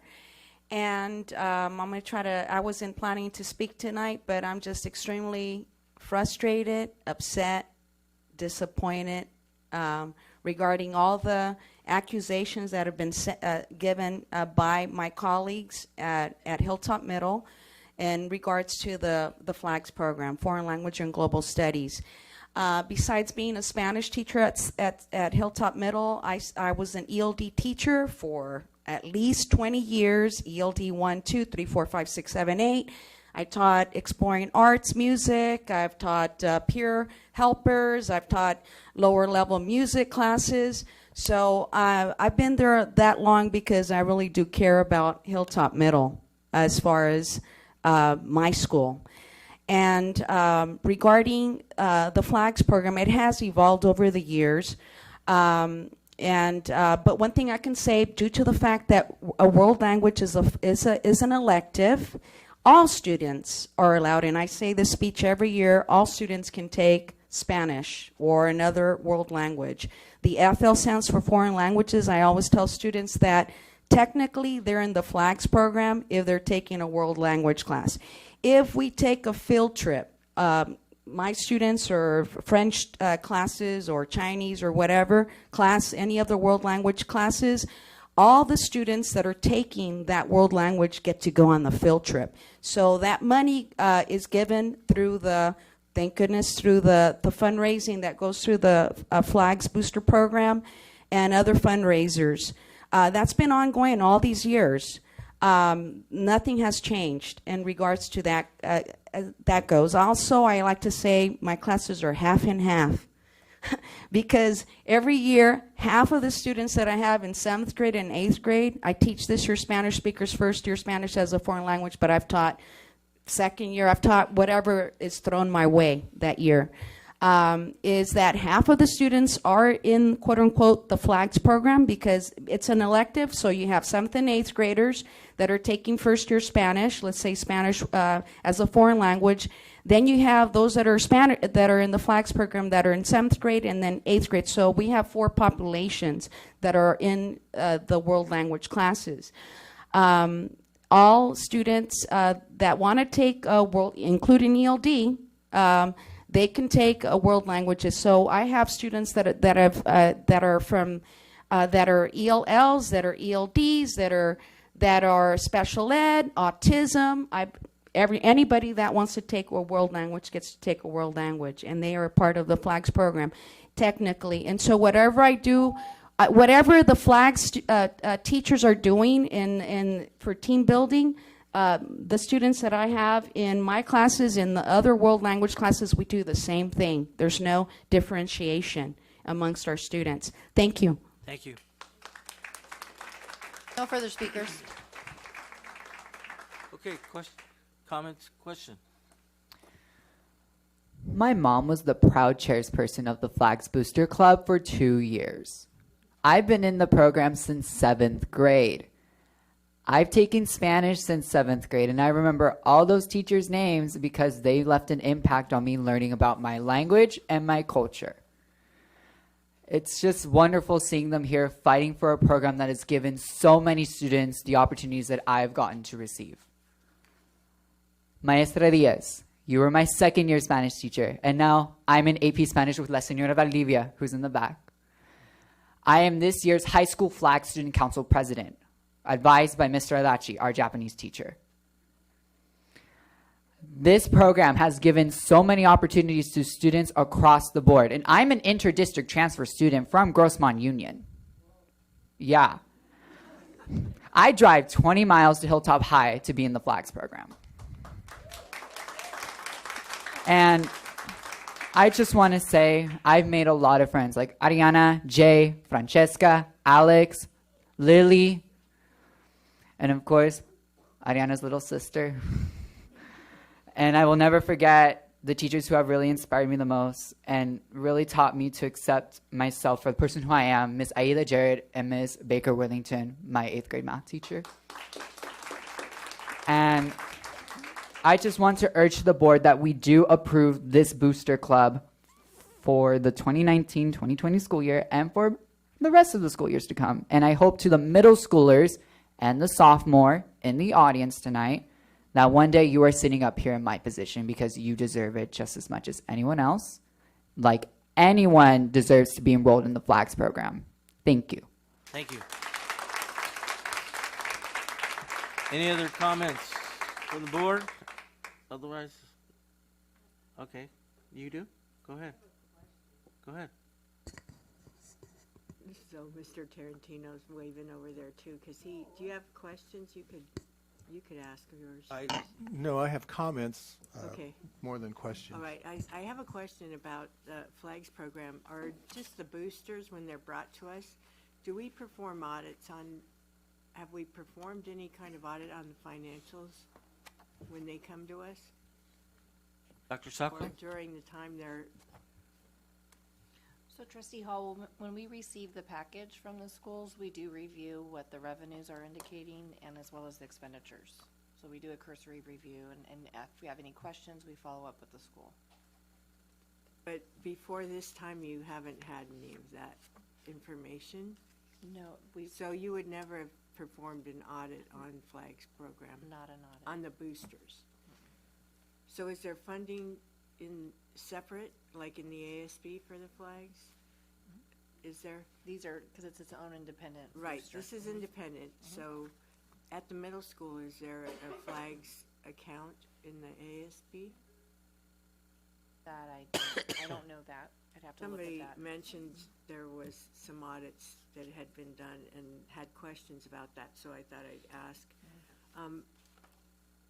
Yeah, so I'm not really sure. No, I don't. I just want staff responding to that. But maybe we need to have that information when we're considering.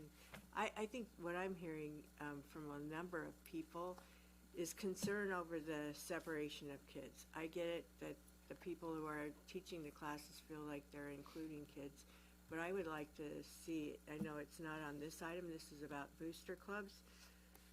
Maybe how this booster club is working, it's making certain people feel excluded, so I don't know about that. I've heard they have separate meetings, which I would probably expect, but I would hope that we'd look at this as being a school-wide program eventually.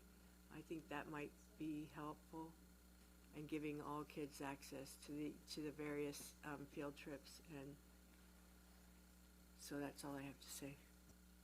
Mr. Tarantino. Yes, first of all, I'd like to clear up some misinformation that was brought forward in some of the public comments.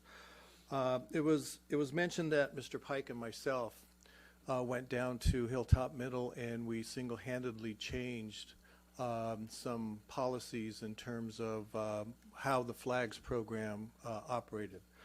Let me go on record by saying that 5 years ago, when all of us took our oath of office, because of what had gone on in past administrations where board members actually did do that, they actually did go down to schools and say this is going to change and this is going to happen, we all agreed that we were not going to do that, that we would concentrate on the what and staff would concentrate on the how.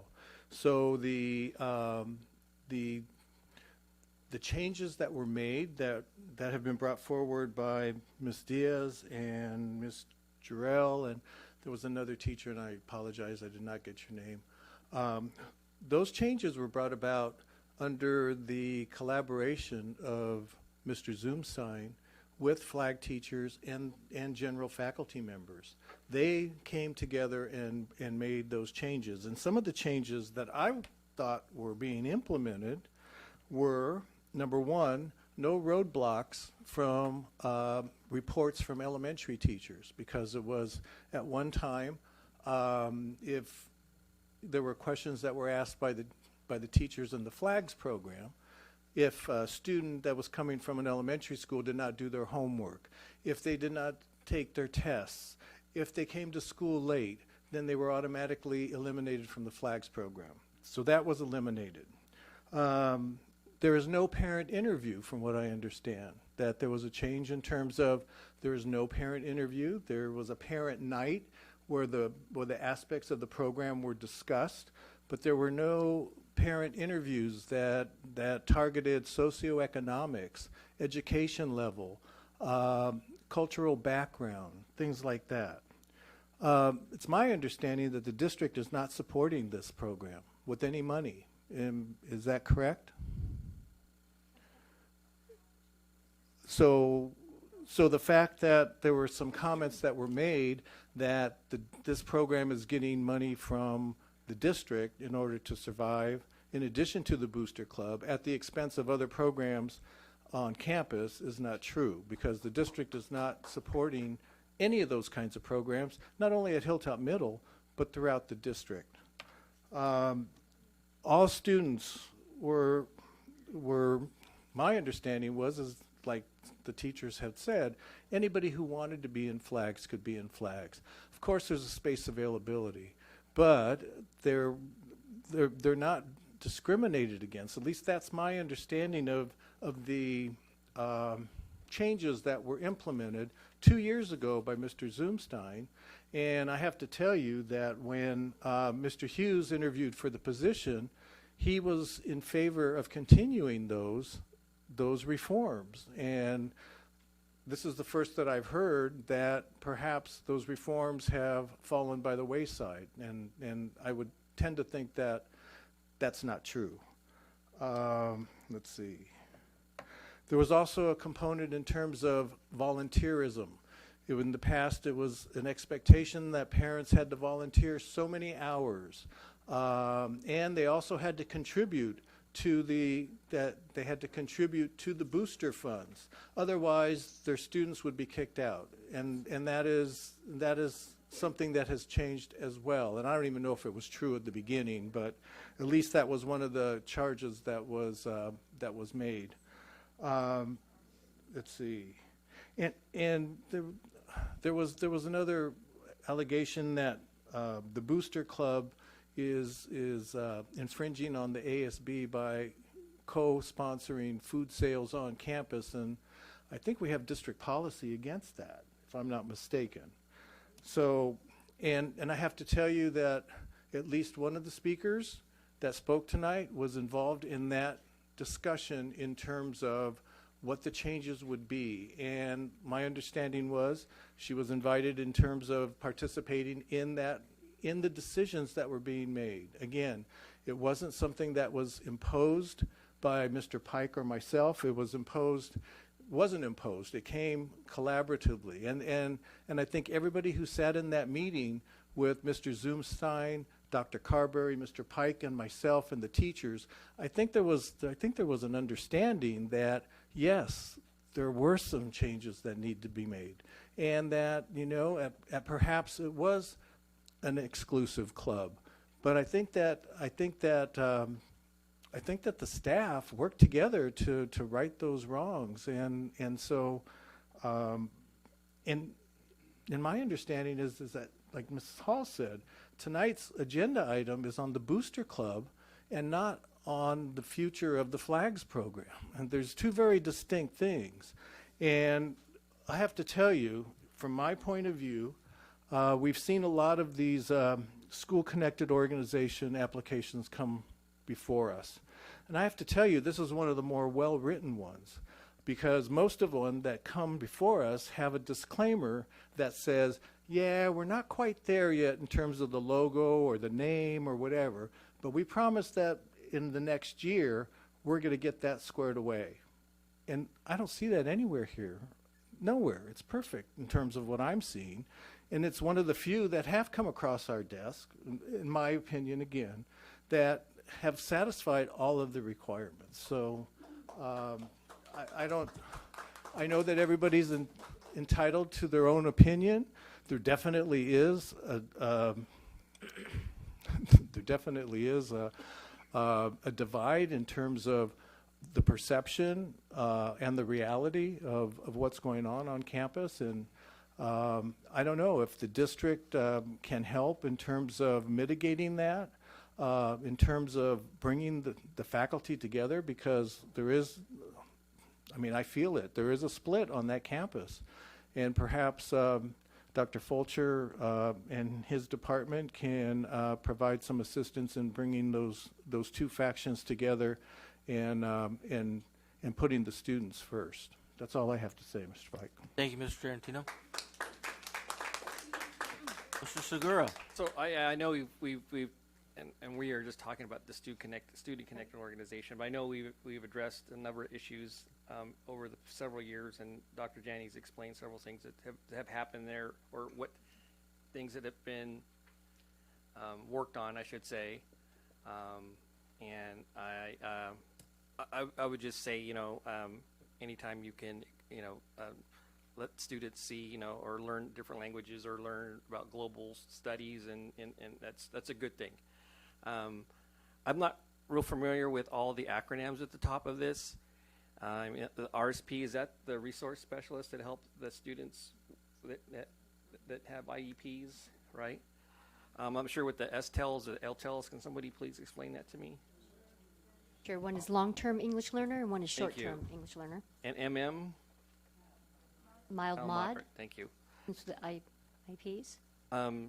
So, I would say, you can, I'm not blaming the Flags program, but you could see that there's a lower number of RSP students. That is true. You can't deny that. I don't know how we could, I'm sure you're trying to address that and increase that number. Maybe there's some way that could be helped and to increase that. And I think somebody had mentioned that one of my questions I had was whether you had to be enrolled coming out of 6th grade so you had to be accepted or enrolled into the program, and once you got there, can you still get into the program, the flags program? So it's not, so that's true, so that's good. And is there any Title I money going to this? There was a comment that. So Title I money goes to the entire school. They're a school-wide program. So it goes to the entire school, not any particular program over another. So it goes to the whole program? Goes to the whole school. Okay.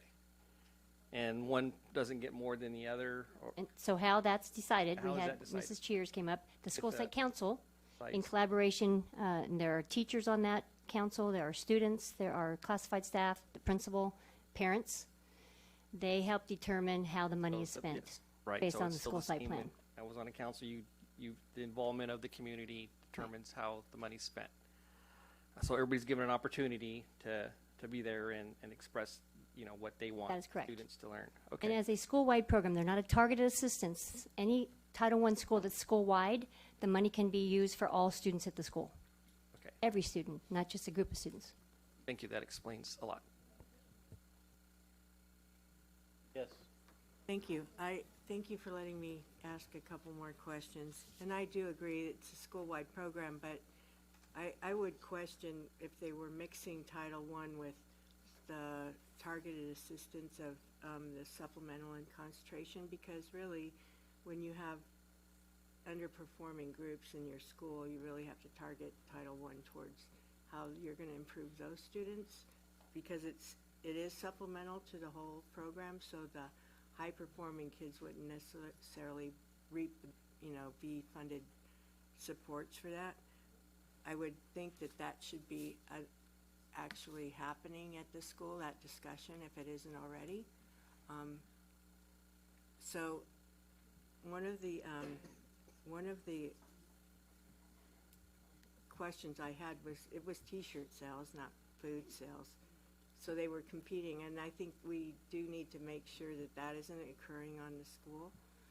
Because then again, you can separate kids that way.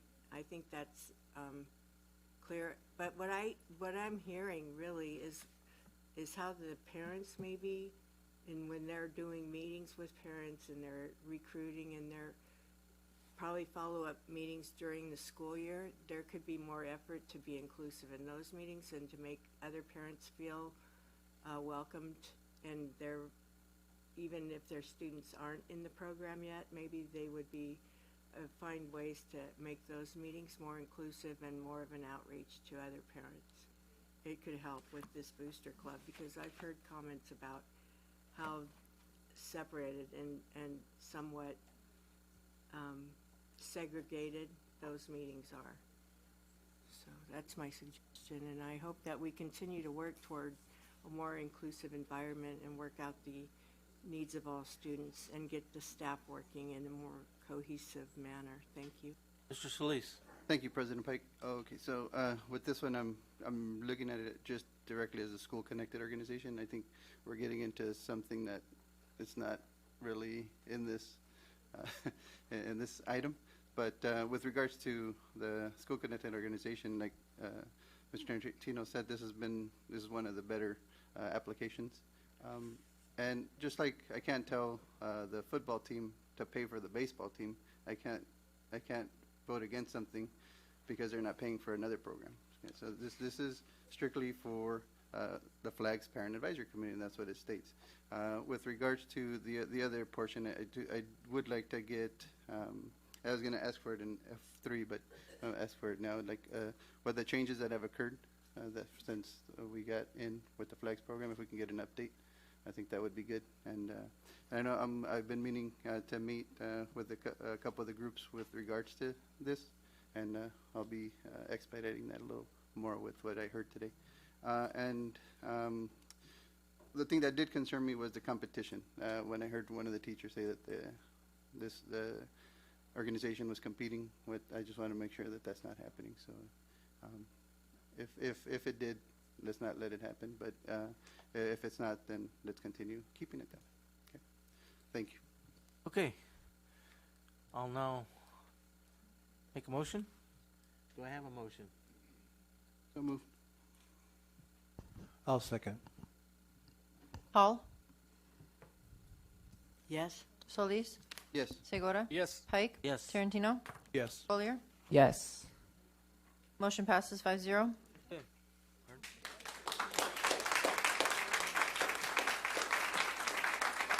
We'll now take a 10-minute break. Thank you.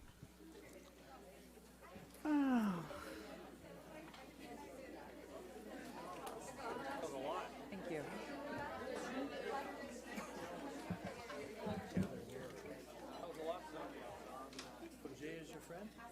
Jay, Francesca, Ariana, and Alex. Yeah, those are all.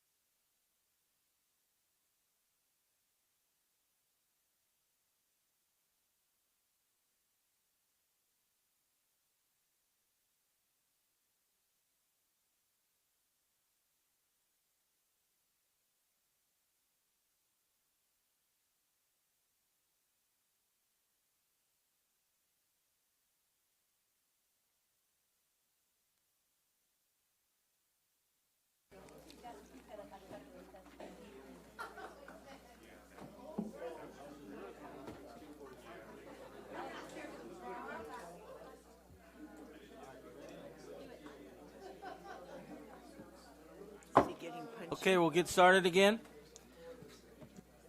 Again, F3. F3.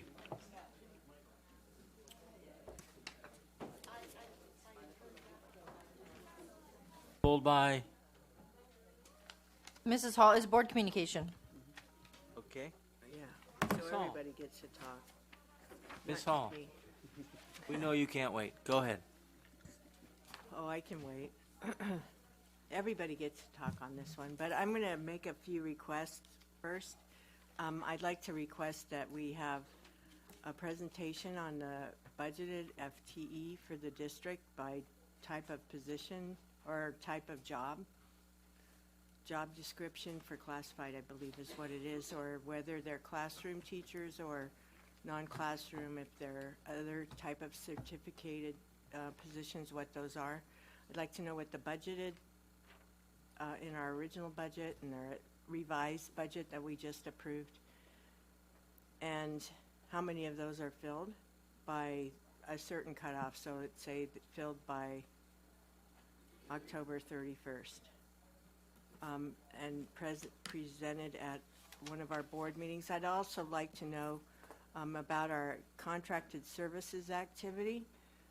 I'd like to see a 3-year analysis on what contracted services we've had, what types, how much we've budgeted for each year, and how much we've expended by contract each year, and also for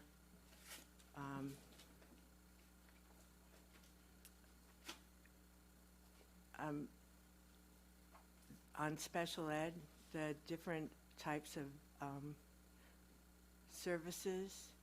If you can, that one I probably need to take onto a different request, so I'll pull that one. Forget this special ed at this point in time. I'll bring that back.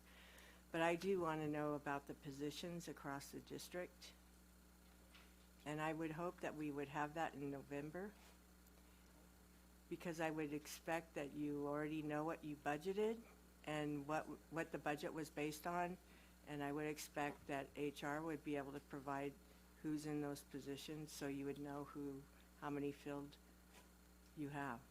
And I would like to have that for us presented to the board in a public session. So the rest of the time this month, I did a few things. One of the things I did was with an advocacy group I meet with regularly. We had a guest presenter at that group. Her name is Joanna Nguyen, and she is the I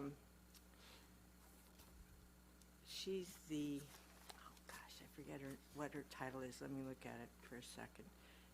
She's the program specialist, or she's like an outreach specialist for the Southern California area for the 2020 census. She provided us an overview of the census, and also let us know that there's many on their website, the 2020 I think the website is 2020census.gov. And if you go on the website, they're recruiting for jobs right now, especially for the office jobs that they're recruiting will be temporary, but those are the ones that they're filling right now, filling for office clerks, payroll techs, things like that. Those are being recruited now, and at a later date, they'll be recruiting for the actual census takers and the area supervisors for those census takers.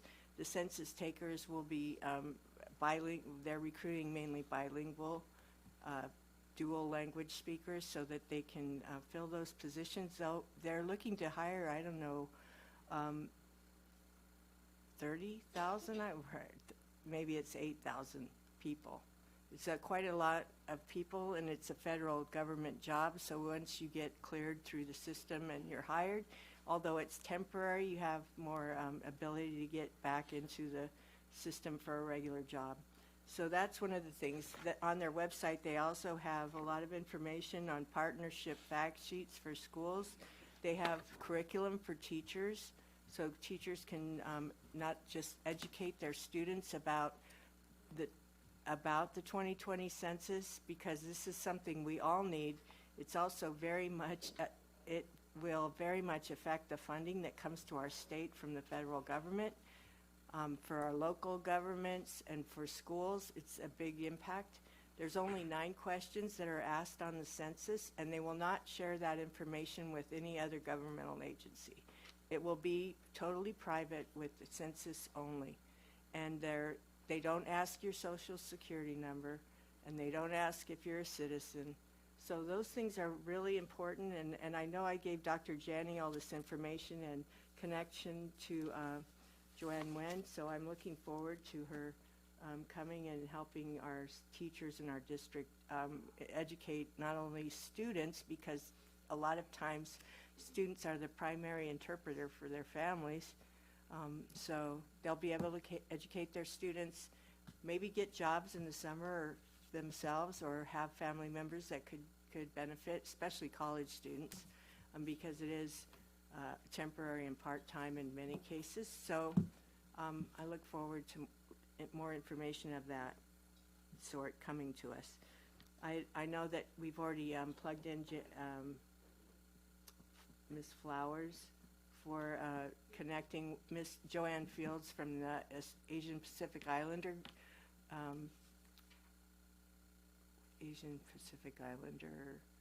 Foundation, or to come in and connect with our parent groups. So that will be a good outlet as well. So that's what I did. I've also I was lucky enough to go to the tenured teacher reception, and I want to say I sat down in the front row and next to a couple who are obviously there to support a family member who is getting tenured. And it turns out the man was an elementary school teacher at Nestor for 30 years, and his wife, and they grew up in IB, Imperial Beach. And their daughter grew up in Imperial Beach and went to Mar Vista High around the same time my son was at Mar Vista High, my oldest son. And she got her tenured teacher, Miss Veronica Knox. So when I introduced myself and we realized Knox, I remember that, hearing that name a lot when my oldest son was in school. So it was really a sweet moment for me to see somebody, a success story from Mar Vista High, sitting there next to me, and her parents were so proud. And it was also a testament to education and to educators, because they seem to be able to bring along generationally in their families and in the people they touch, future educators. So it was nice to see that happening, and she teaches at Montgomery High. She's a Montgomery High School teacher. We also had teachers from Southwest and Montgomery Middle and Mar Vista Middle getting tenured that reception. So I really was so glad I was there to witness that. It was a great ceremony. The other, and thank you, Dr. Glover, for your leadership on that. I also went to a performance last Friday night. I believe it was a week ago. Time goes by too fast. Of the Sherwood Forest Robin Hood and his Merry Men, or whatever, Sherwood, the Adventures of Robin Hood out at Otay Ranch, or Olympian, I think it was Otay Ranch. And the teacher there that runs that program was so good. It was so she was enthusiastic, but her family, her father was there helping sell some of the refreshments and tickets at the door, her brother or somebody else. So it was a family affair. But the kids did such a great job. It was in a little, they call it the Black Box Theater. What a production. The set was really imaginative, and they worked it so well. And the actors, each one of the actors really did they personified that part and really did a great job. So I very much enjoyed that performance. It's too bad it's not still going on, so you could all go, but it was really a special night. So my thanks for that, and that's all I have to say. Mr. Solis. Thank you, President Pike. Thank you for bringing up the census, and I guess the going rate is $20 an hour, and the highest is $27.50 an hour. So it's good. It'll be a good job for anyone to get. Also, I attended the 63rd annual Salute to the Navy luncheon hosted by the National City Chamber of Commerce. There's over 100 sailors there. It was a good time. Mr. Tarantino was there, so I'm sure he has more info for you guys. But two of our students from Sweetwater District got scholarships. I can't remember their names. I didn't bring my pamphlet, which I was going to bring. But so that was great. And also attended a presentation by Sioux High students at the Arts A Reason to Survive. They created bike racks to put around the city. Some were cars, others were waves, but they created, it was all, it was pretty neat, all metal. They went through a process and did some pretty good stuff, so that was very impressive. I'll try to get some pictures in, but it was a good time. And there was something else, but can't remember right now. Should have written it down. But anyways, that's it. Thank you. Mr. Segura. Thank you, Mr. President. I'll be brief. I will be attending the MAC soiree this Friday. Do you want to go, Frank? They're having their fundraiser. I guess it's their fundraiser, the MAC. You know. Sounds like ice cream. The MAC. Oh, MAC Charter. Oh. Their soiree, yeah. Not sorbet. Oh, okay. Not sorbet, yeah. You can still be. That's why I said it sounds like. You can still be my date if you would like. Okay. I don't know. Let me see. Okay. Okay. Check your calendar. I will. So I'll be attending that. I haven't been able to attend. I've been wanting to go to some functions, but I started a new job not too long ago, and I've been working a lot out of town. So that's why it was late for this meeting today. But I did have an experience that reminded me of, of the work that the educators in our district do and how important it is. I went to my 40th high school reunion 2 weeks ago. Yeah, boom. Don't make a face. I saw somebody frown out there. and it was great. I mean, I grew up in Visalia, California, so a smaller community, but 500 students, I'm imagining it. Seniors graduated. And we've always been really close, and we had 200 show up. So that's just really kind of, it's a big number. It's at a beautiful property that one of my fellow students' family owns at their home. But there was also Mr. Gorley, who was there. He was one of my teachers, and you know how you have those teachers that you remember that have a lot of impact on you, and you remember them like your whole life. Like you think about. How they just because they spent time getting to know you, or you learned from them, or they cared about you, just that sort of thing, right? And he happened to be there, and I just was taken back, and I hadn't seen him in 40 years, and I let him know what I'm doing, and and how I truly believe that high school education that and that's why I firmly want ours to be really good and beneficial and for all our students, and just let them know, how much I remembered him and the impact he had on my life. And he was just like, wow, I really appreciate hearing that. So it was quite interesting to see him there. And I saw, 100, almost 200 other students I went to school with. I got voted best hair. Not surprising, right? Because most of the other guys don't have hair nowadays. So anyways, I just, it made me think about, the impact that our teachers and educators at our district have on our students for the rest of their lives. And that's all I have. Thank you. Thank you. First off, I'd like to thank Dr. Geary and his staff for arranging the facility subcommittee meeting so quickly. It's November 4th, Mrs. Twit. Remember that date? Tell Al again. I've told him. I've sent him a mail. We've sent a memo. So let Al know we're having that meeting. I want to see him there. And also, apparently, Dr. Geary's going to be out of town. So Mr. Malone and Ms. Quirk, you guys are going to be on top of it, right? No problem. Okay, good. And then second of all, I'd like to thank Dr. Glover once again. That was an excellent presentation that really kind of shows you the tenured teachers.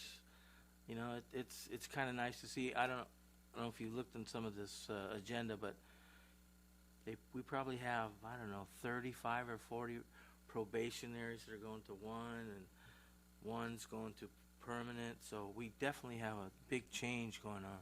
But it was nice to see all their faces, and I really appreciate you doing that, Dr. Glover. And that's all I have. Thank you. Mr. Tarantino. I'll finish Mr. Solis's report. We did have two students that were honored by the Midway Association and also the National City Chamber. Alan Borinaga from Mar Vista High School. He is an NJROTC student. He got a $1,000 scholarship. He has a 3.9 GPA. He will be attending San Diego State in the fall and majoring in electrical engineering. And Bridget Vasquez from Sweetwater High School. She is in MCJROTC, and she also received a $1,000 scholarship. She has a 4.41 GPA, and she is going to be majoring in aerospace engineering. Wow. And I don't know, they didn't mention what college she was going to, so MIT? I don't know. Yeah, maybe. And then also Yasmin Serrano, who is a 12-year-old singer who attends Granger, and she was the vocalist for God Bless America after the Pledge of Allegiance. So we were well represented at that chamber, 63rd annual chamber Salute to Navy celebration. And again, thanks, Dr. Glover, for the reception. Also to our labor associations, SEA and SCGA, for the refreshments after the recognition ceremony. So it's nice. And you know, we have so very few rites of passage.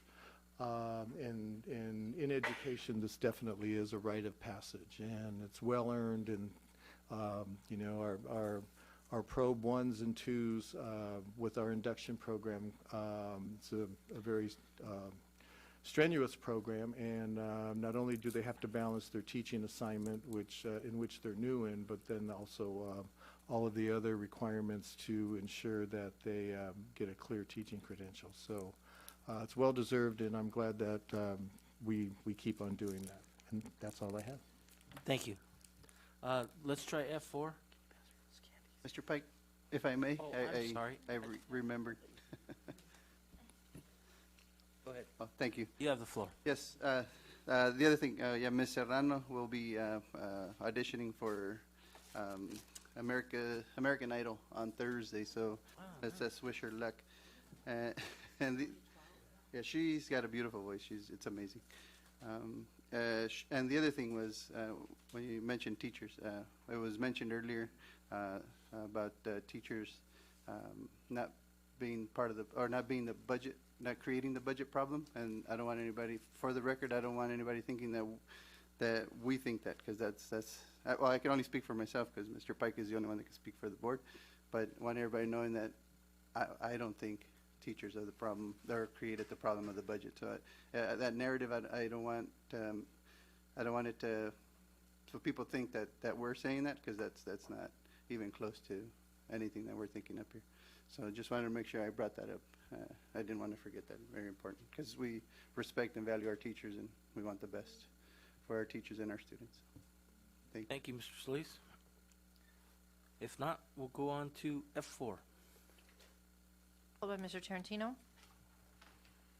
Yeah, I was just, you know, our Assembly and Senate have concluded the work for this session and sent bills to our governor, and some were signed and some were vetoed. And I was wondering if for our legislative advocacy subcommittee, or ad hoc committee, if CSBA is putting out a list of what those bills were that will impact education and so like that, we can. I actually was going to report on it. I forgot the paper. Okay, well then I'll let you do it. I can tell you some of Yeah. them, but I can't Well, necessarily name the bill numbers on all of them.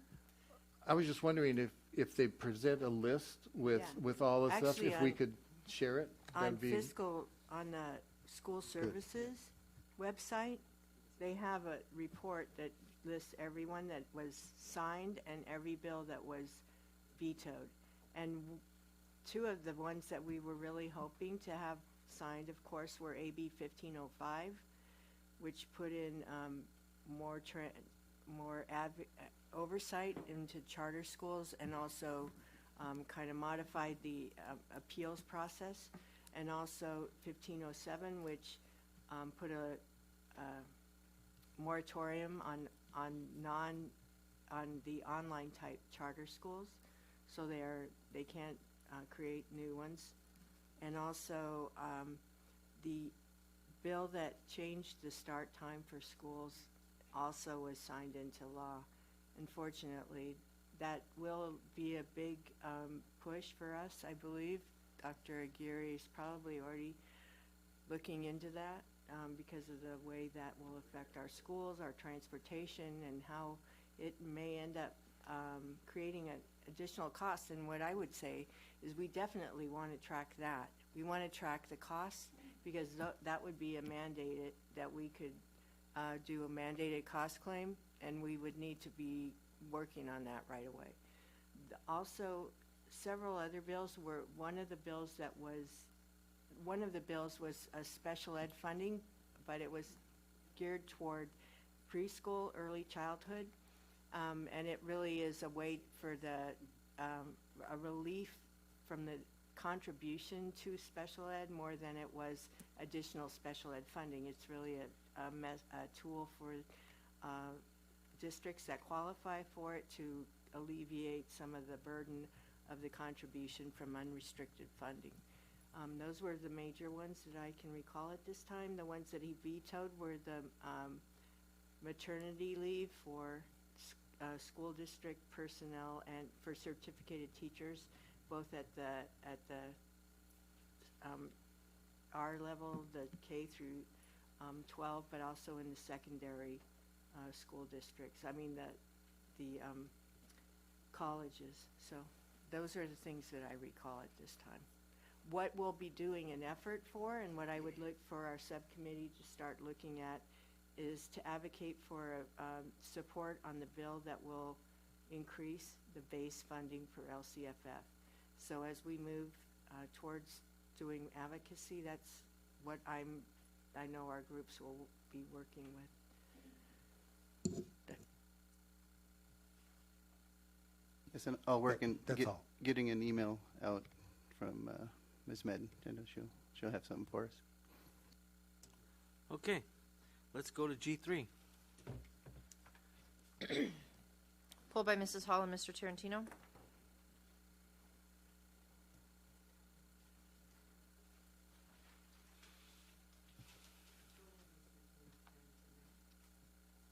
Okay, I have two questions. First one is, were our stakeholders involved in the discussion in writing of this grant? And question number two is, there's a number of things that seem to fall outside of our purview, as in tracking, the number of students who attained a community college certification or journey level status. It seems like, how are we going to do that, or has that been assigned to another entity? Dr. Alvarez. Good evening, Mr. Pike, Mr. Tarantino, board members, Dr. Janney, and the public. This evening we have Mr. Jeff Cover, the Director of College and Career Readiness and VAPA, and he will be addressing those two questions. Okay, thank you.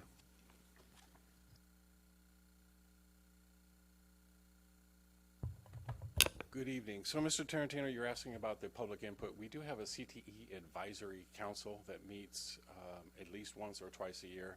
I don't know exactly what the process was previously, because this was written last year, but certainly for the upcoming iteration, We have members in the council from industry, from labor, from community, parents, students. So they'll all be actually meeting with us coming up here quickly in November. And they help us to form the plan for the CTE program, and then those goals are then written into the grants that we apply for.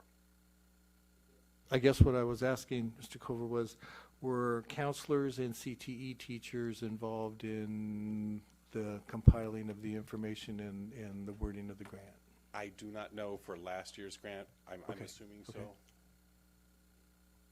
So I'll go back to my response on that. So Ms. Leano with the College and Career Readiness and CTE team wrote this grant. There was input from members of the counseling team and CTE teachers. Okay, thank you. And in terms of what comes after grade 12, in terms of the tracking of the information, is that going to be our responsibility, or is that going to be delegated to post-secondary institutions? It's our responsibility, and something what we're looking at right now is getting the information from our current seniors and juniors so that they are prepared once they go into college. For those that are already, this is kind of a new requirement, so this is just social media blasts, trying to get emails out to whatever information. So we will be attacking that through the CCR office. It'll be our responsibility? Oh, yeah.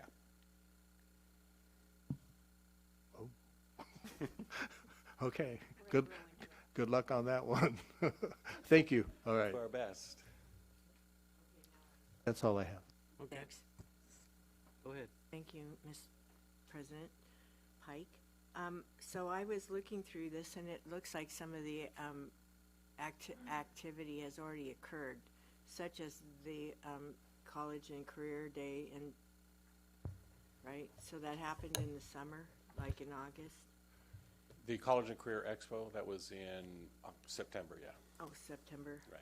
So it says that we were providing middle school upon request, transportation for middle school families. Do you know, have you got any data on that? I can get that for you. Okay. Yes. Maybe you can send that and Absolutely. try to update how many parents were utilizing that transportation, if any, and what was the cost of that. Also, in those activities that occurred before, are we reimbursing ourselves them out of the grant?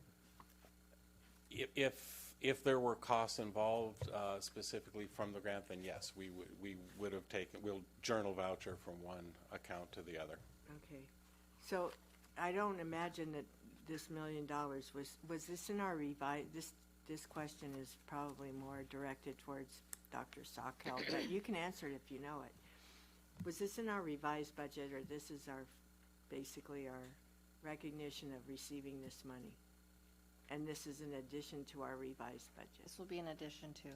Okay. Thank you. If there's any other questions? If not, I'll entertain a motion. So moved. A second. Hall? Yes. Solis? Yes. Segura? Yes. Pike? Yes. Tarantino? Yes. Motion passes 5-0. Okay. G4? Pulled by Mrs. Hall. Okay, G4, do we have any analysis or feedback from staff on the usage of SHMOOP?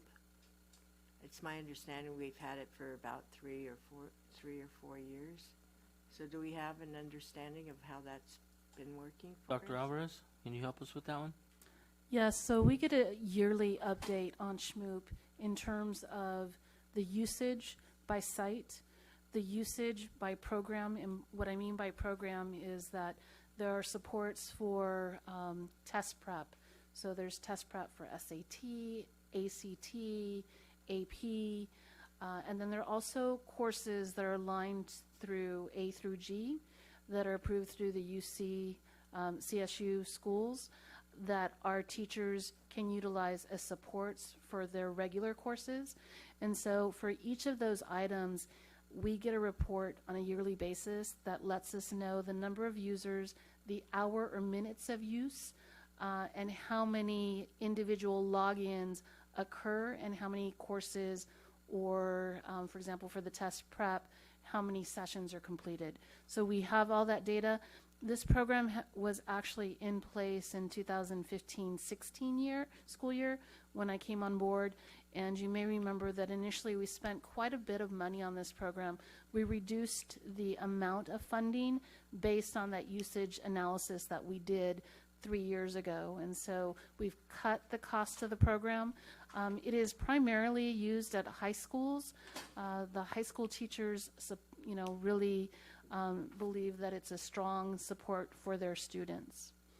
But we can provide that in a board update. Oh, that'd be nice. I was wondering are you saying that the vetting of the different courses is done by the UC system? So anything that is approved as a UC approved course is vetted by UC. Okay. Yes. So that would be AP courses or English? All those would like be vetted English through that. English language? Yes, or- and we don't use that as our primary course. It's a supplemental resource for our teachers. So is that up to individual teachers, whether or not they open that? Yes, for as a- example, one of the schools that uses this program, I think probably to the highest exception, is Bonita Vista High School. They have hundreds of hours of both teacher and student use. Okay. So thank you, and I appreciate that.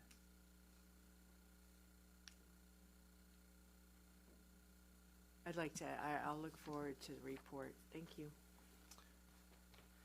If there's any other questions or concerns, otherwise I'll entertain a motion. Oh, I did have one more question, sorry. We do have an out clause in this contract, right? I believe I read that. I believe we do, yes. Remember offhand. This has been vetted through our legal department, and so in every one of the contracts that we have originated, we've had that option, so that there isn't a penalty. Right, thank you. That's it. Move. Second. Hall? Yes. Solis? Yes. Segura? Yes. Pike? Yes. Tarantino? Yes. Motion passes 5-0. G5? Pulled by Mrs. Hall. Okay, I know that WASC is something we almost are required to do, but I would like to know how much we've budgeted every year for this for like the last 3 years, and by site, and how much we've expended by site for the different things, like for how much of it is travel, how much of it's hotel, and how do we manage those costs? All right. I want to make sure we're looking at That G5, is that the G5 WASC? regarding Oh. NIMSY. But this is NIMSY. Oh, I thought it was WASC. Oh. When's WASC? Oh, we already did it, huh? Oh, well. I'll ask the questions, you can answer them, I'll send them to you. All right? I can send them in another time for mine. I don't have it. I'll make a Don't have motion for question. approval of G5. Second. Hall? Yes? Solis? Yes. Segura? Yes. Pike? Yes. Tarantino? Yes. Motion passes 5-0. G7? Pulled by Mrs. Hall.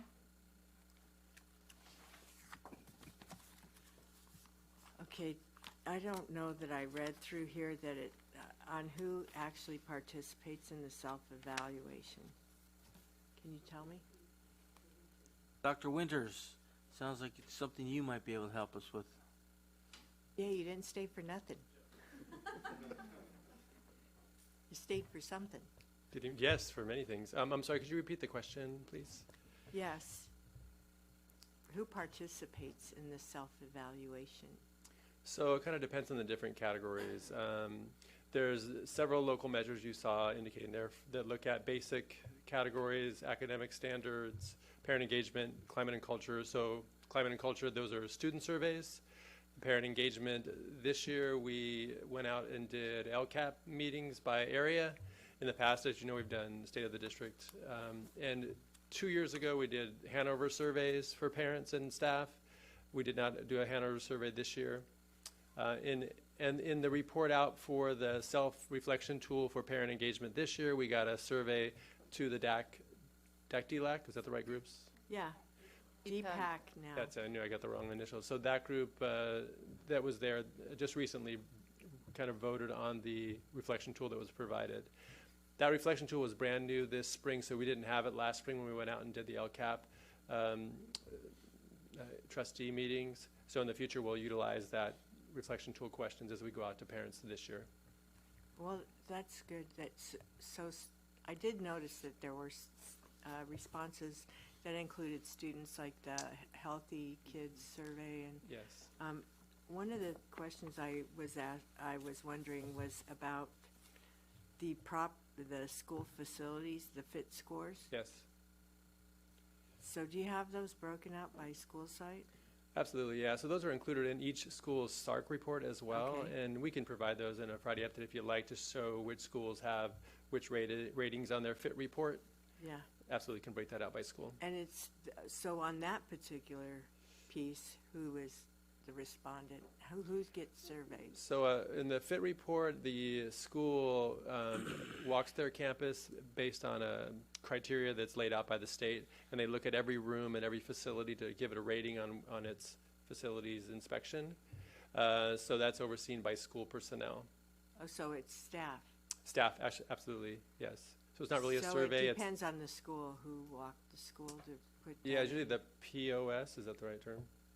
That walks the school. POS. What's that mean? Plan Operations Supervisor. Okay. I've always so heard that. like Thank you for letting me know that acronym. I'm familiar with the Okay. BSS. Plan Operation Supervisor. POS. Yes. And we do that in conjunction with facilities department that supports the schools in finding the areas of need and addressing them afterwards with work Okay. orders. All right. Thank you. You're welcome. If there's no other questions or concerns, I'll entertain a motion.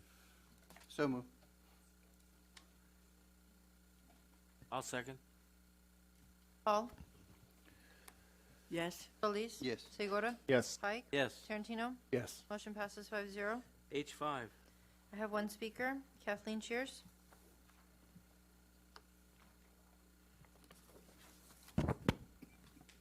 We, the community, cannot comprehend your processes, meaning the districts.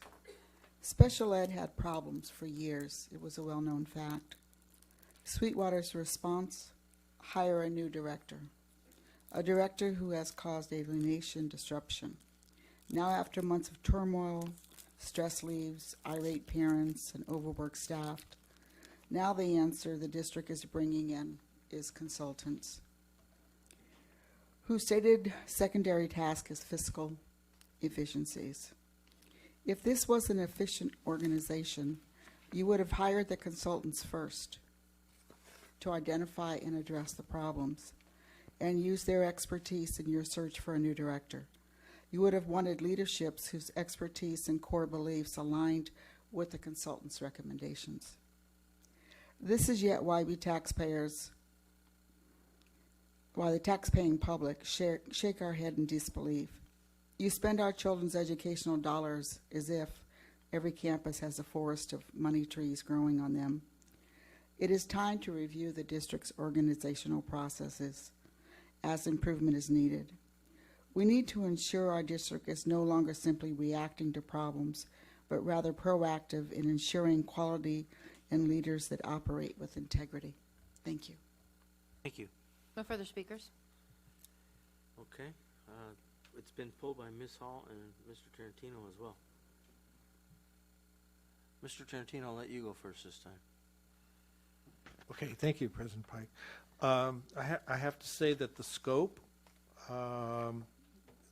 is what I feel is excellent in terms of these are the concerns that the board has heard by not only members of the public, but also members of the teaching ranks that are teaching in the special ed program. So I'm glad to see that, like I said, this covers almost everything that has been brought to my attention in meeting with parents and listening to people from the public and teachers. So I'm happy for that. I did have one question, And at the bottom, well, the second to the last sentence, under the analysis, it says multiple stakeholder interviews will be conducted at both the site and central office levels. My question is, will that also include parents? Dr. Folger. Yes, thanks for your question. Although parents aren't specifically noted in the contract or the attached MOU, we will be including them in the data gathering phase. So they will be absolutely involved in this. And I hope that there's a cross-section of those that are pleased with the program and those that are not. So it's not all one-sided. We I don't will know how you're not going to be do that, but discriminating. that would be my choice. That it would be kind of balanced and not one way or the other. Yeah, in most cases, a random selection of parents is picked for these type of studies or analyses, and that's what we expect to see going forward. Okay, thank you.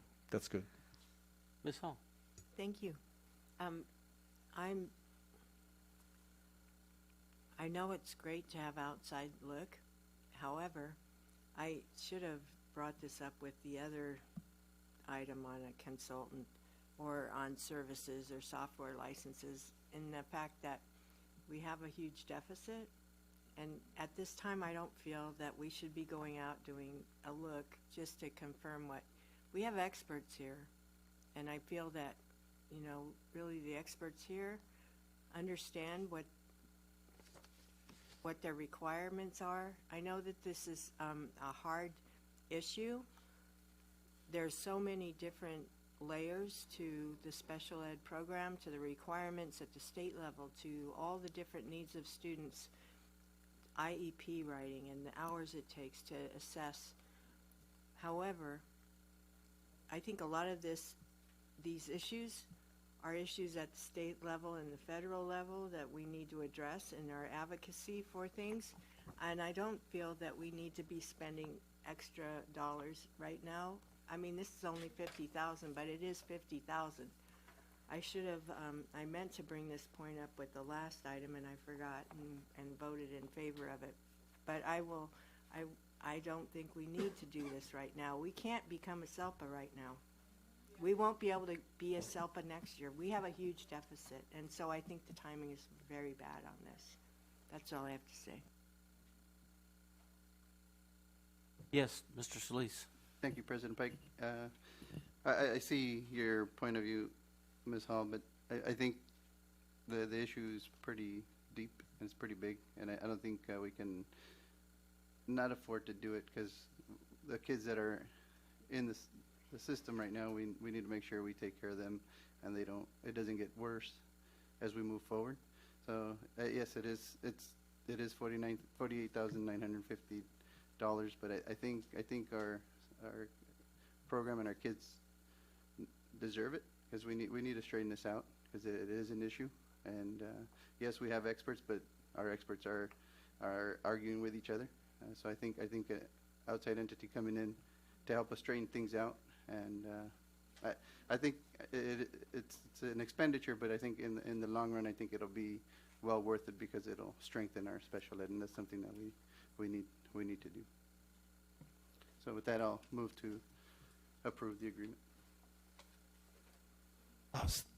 Excuse me, I'll second. Hall? No. Solis? Yes. Segura? No. Pike? Yes. Tarantino? Yes. Motion passes 3 yes, 2 no.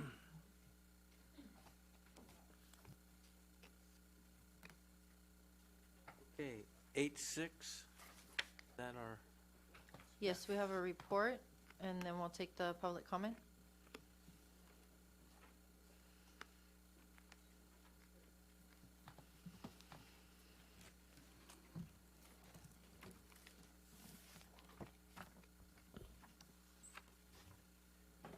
This is our semi-annual review of the Lcap Go-To, and one of my first discussions with the board, I talked about a number of taboo topics that we don't often discuss.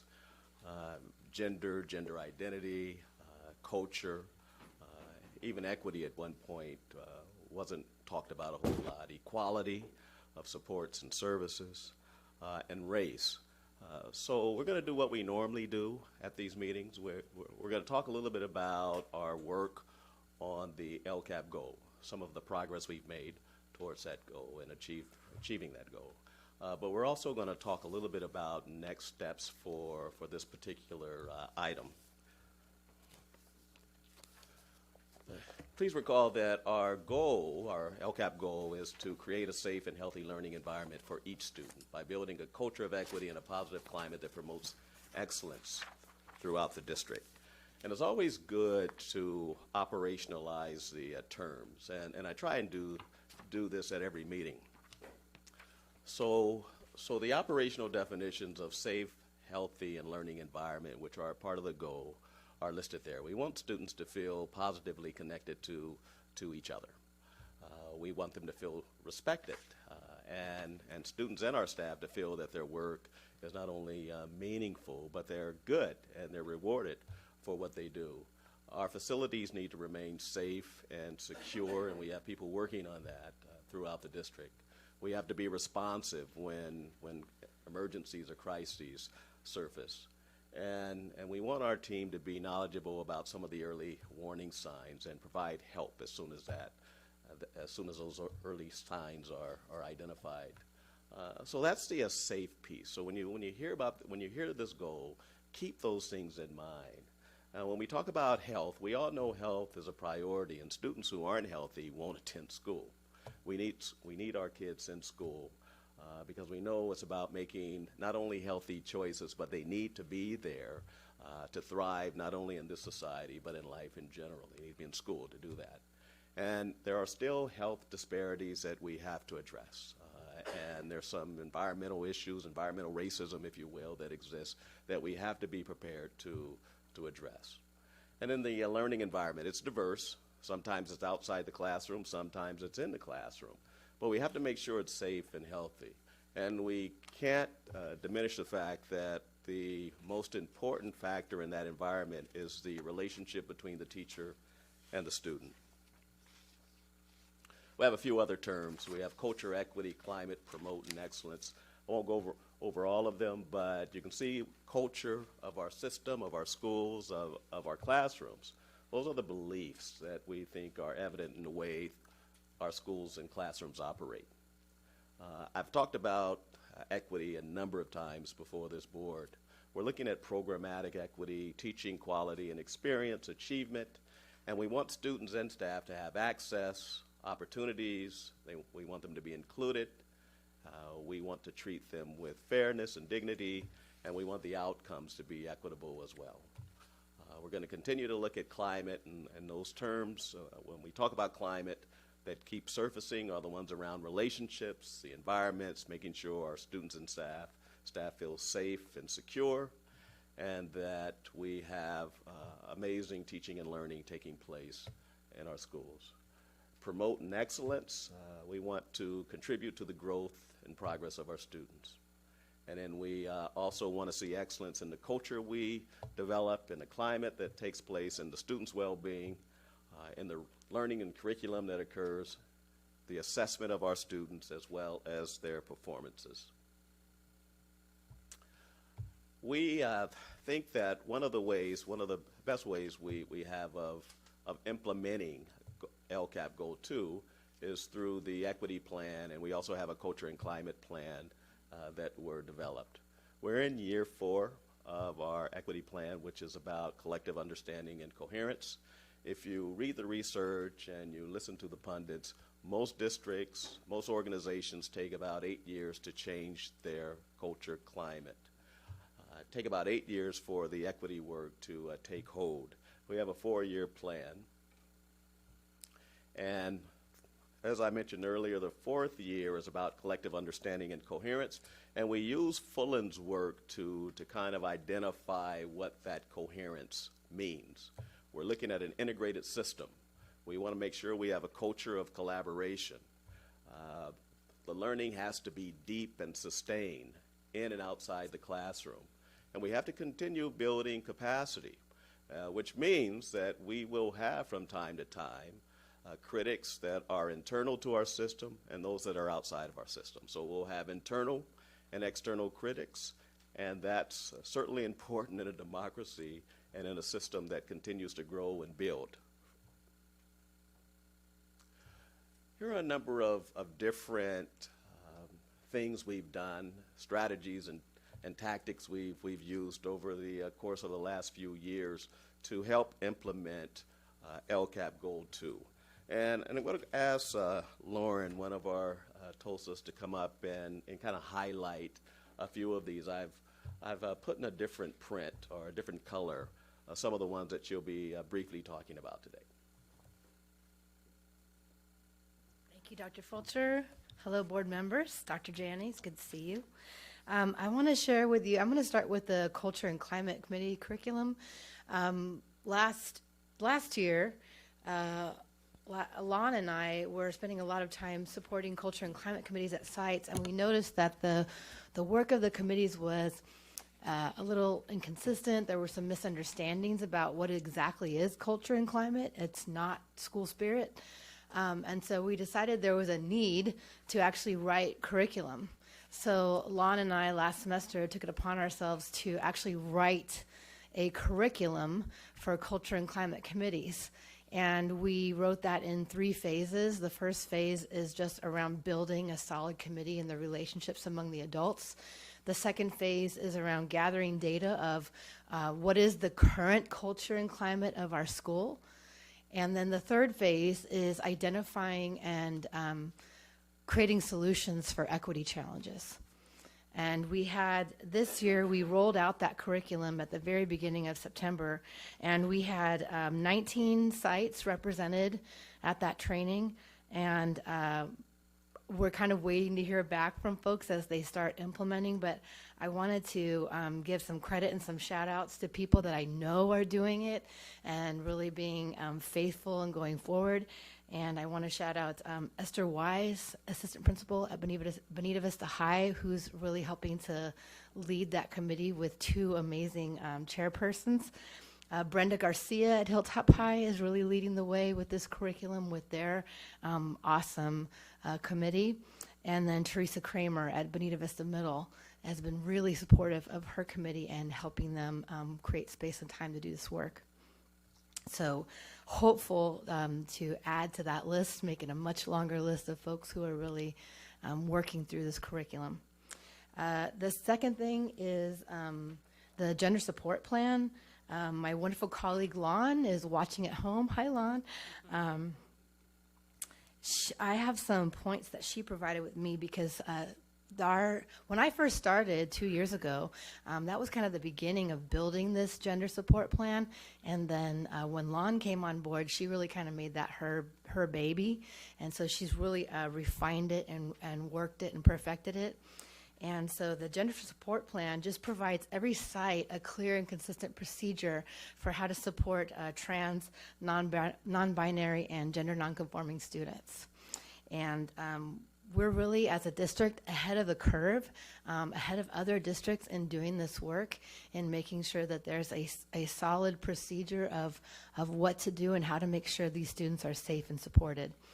And Lon and I both go out to different sites and help support this work and make sure that administrators in particular are really clear on how this plan works.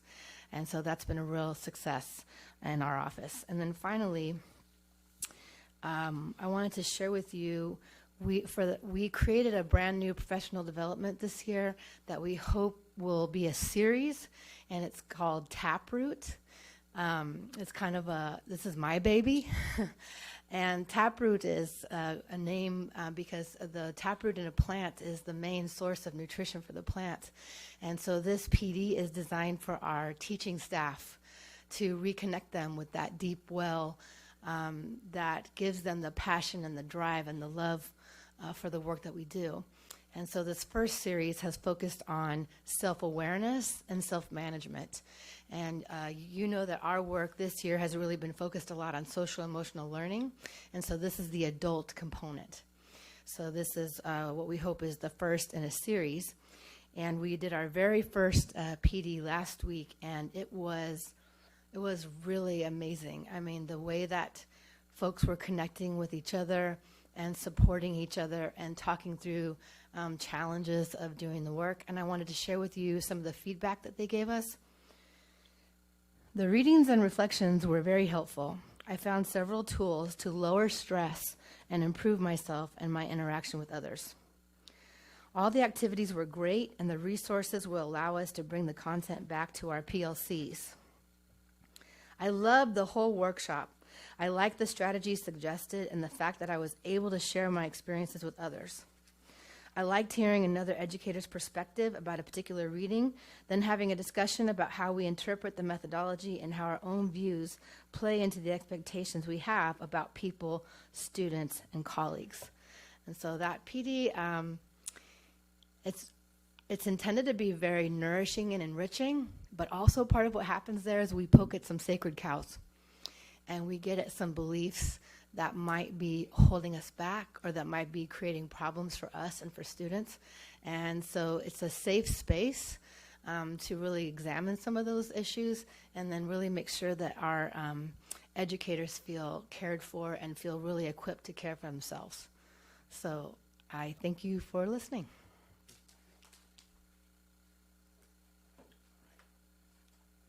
Thanks, Lauren.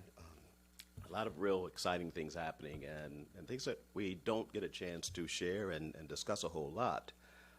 But Lauren and Lon and others who are helping are doing phenomenal jobs at making sure the district is prepared to work with students who are in alternative programs or on our main campuses. We've used a definition of educational equity which has been pretty broad for the most part. We've looked at color, disability, age, a lot of things that could be considered barriers to learning and schooling for some students. But what we're going to do moving forward is to make race a little more explicit. So we're going to be talking a little bit more about some of those dynamics and what that means for the students we serve in the district. And not only those students, but what implications for staff need to be considered as well. It doesn't want to move. Okay. So we broke down a lot of data. We're not going to share it all because Dr. Winters and Dr. Alvarez shared a lot of our data at the last Lcap overview. So we'll talk a little bit about a few other things, and again, aggregated by race for the most part. And I hope this is easy to see and read for a lot of people. I've highlighted some of the areas that stand out. Here are one-year graduates. We're covering them, or we're monitoring for a year to see year over year who's graduating from our schools. And as you can see, the college-going rate for two groups is still in the 60s, 68 for African-American students and 67% for our Latinx students. And that was based on a one-year rate. You can see there's no record of college enrollment for the students at that very last column, 31% for our African American and 33% for our Latinx. I'm going to go through these quickly, but what I would invite everybody to do is to look at these slides over the course of the next few days, because what I hope to do is engage in a conversation with people about what they see. And to be honest with you, I was going to sit there and present this information because this is more of a dialogue and a conversation. I don't like to talk at people about race.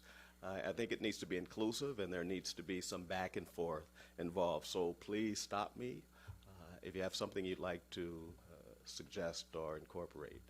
Our four-year cohort, these are the students that graduated just a year after that one-year cohort from the previous slide.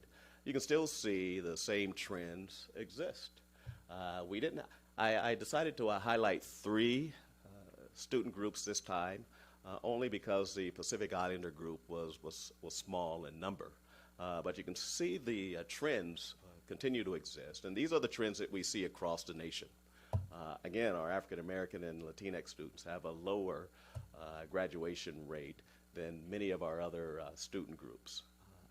again, we need to make the conversation around race explicit so that we can have dialogue, productive and courageous dialogue around what we can do now to support these students. District dropout rates, and this is the adjusted rate. Again, the Latinx population is the highest in the district. We have more Latinx students, but proportionally, we have more who are dropping out as well. And you can see another interesting trend. A lot of our white students their numbers are slightly higher. And we see the same thing in special ed for our ED population. We see a higher number of white students being identified for ED than some other groups. We still have disproportionality for our African American students, but we do see a slightly higher rate of white students being identified as well. When you look at completers of all CSU and UC coursework, again, the trend is pretty clear. It's nationwide. We're calling it out because we need to make sure we do something to interrupt this from happening. And I broke it down by male and female, and then by ethnicity. So you can see our Pacific Islanders, our Latinx, and our African American male and female students. There's a separation between the two groups, as well as overall lower completion rates for these students. Now, this is from 16-17. The trend has continued, but we're narrowing the gap to some extent. But we still see some race dynamics at work and at play.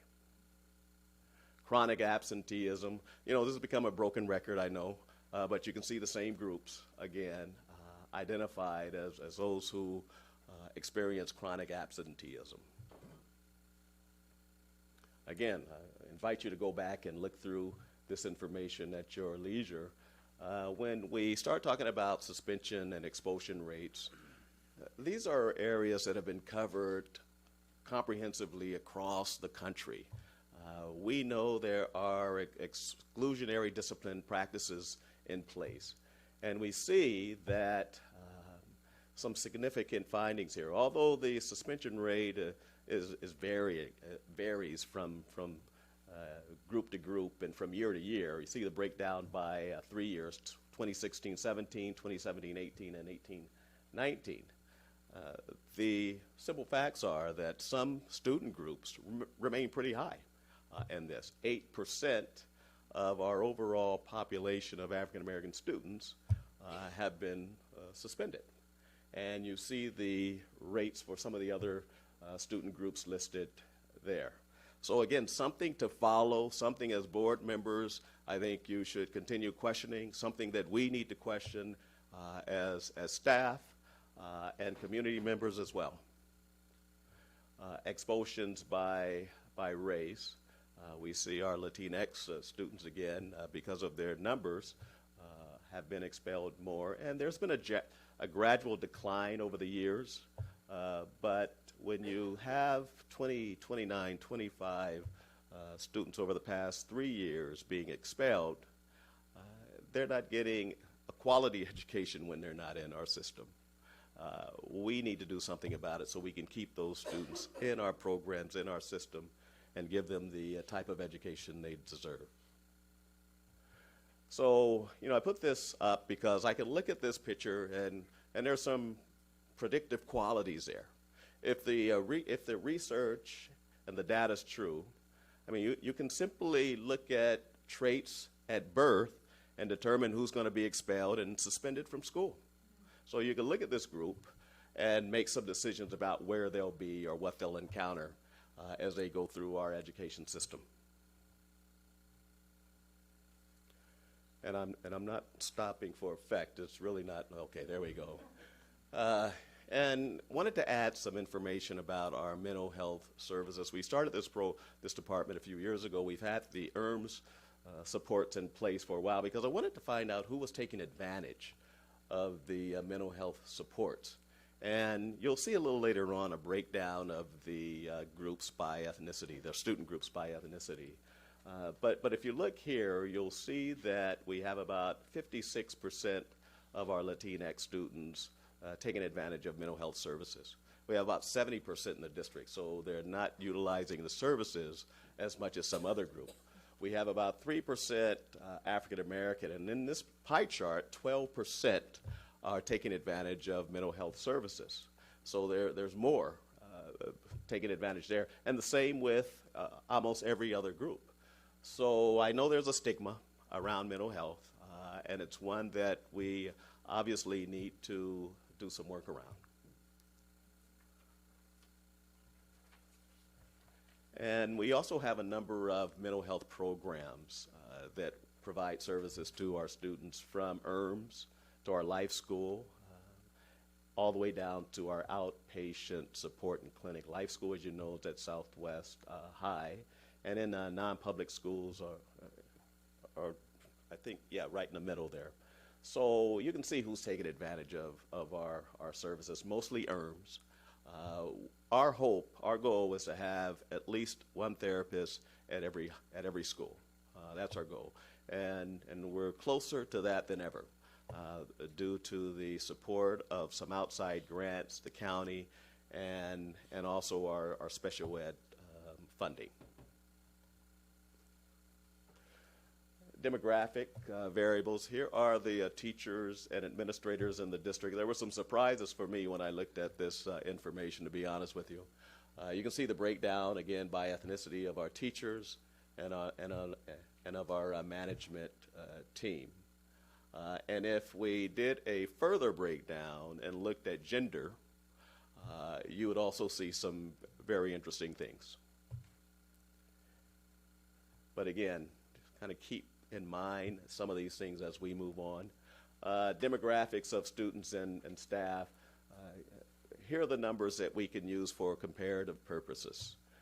We can see the number of students by ethnicity in the district, number of students with IEPs, and the SPED teachers are listed here as well. We shared some of this data with you at Montgomery High when we gave the special ed presentation. Didn't highlight anything there because you had seen it before. Here, again, is some information I think that you might find useful. We had, since December of 2018, 373 separations from the district. We've hired, and that includes long-term subs and other positions, 192 certificated and classified staff. I wanted to look at this because it was interesting to me to know, or for me to know, if we still have the same proportion of staff supporting our students as before the SERP, as we did before the retirement incentive. So you can see the breakdown, and I highlighted the three highest groups for separation. 30% of our Latinx, or the retirements were Latinx, 54% white, 5% African American. And you can see the hires in that next row. We had white and Latinx and Filipino as the three most hired groups. And then with the classified staff, the same three were brought in. And again, that could include some long-term subs as well. So again, an interesting comparison between who's separated and who we're bringing in. We use our, as I said before, our equity plan to kind of address a lot of these issues. But we haven't pointed out, or we haven't emphasized race to the extent that this next year we will. And so we're looking at racial equity. And the areas that we'll be focusing on are right there. We want to remove the predictability of success or failure. So those babies being born today, we don't want to look at them and say, you're going to be in an SDC class, you're going to be an ED student, you're going to be expelled, you're going to be suspended. We don't want to be able to do that. We want them all to have an opportunity for success when they come to our system. We want to interrupt the inequitable practices and examine our biases. And then we want to also continue to raise the specter of exceptionality. We want folks to know they're doing a great job when they are. We want to identify that. And then we also want to reduce the gap. So the goal will be to make sure, in this district at least, racial disparities have been eliminated and racial equity achieved. And our objectives are to end institutional racism, whether that be staff or students, promote inclusion and full participation of students, and then partner with our stakeholders to make sure racial equity is addressed. This is a slide I love using from the National Equity Project. They are one of our more important partners. And there's a window looking out and in. You got to look out the window in order to gain some insight of other people. And then we want you to look into yourselves to, of course, have some understanding about how you're impacted by some of the things that are going on around you. So looking at the mirror and looking outside the window are two very important things to do, sometimes before we open our mouths and say something about an issue that's on the table.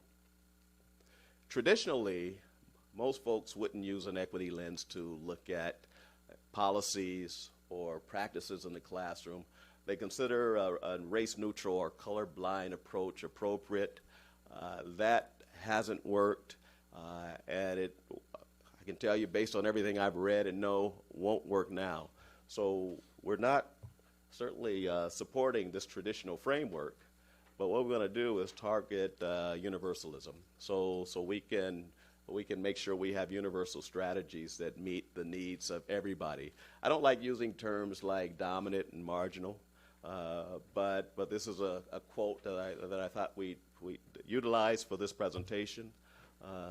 But we want to make sure that we're addressing the needs of each student, regardless of what student group they're a part of.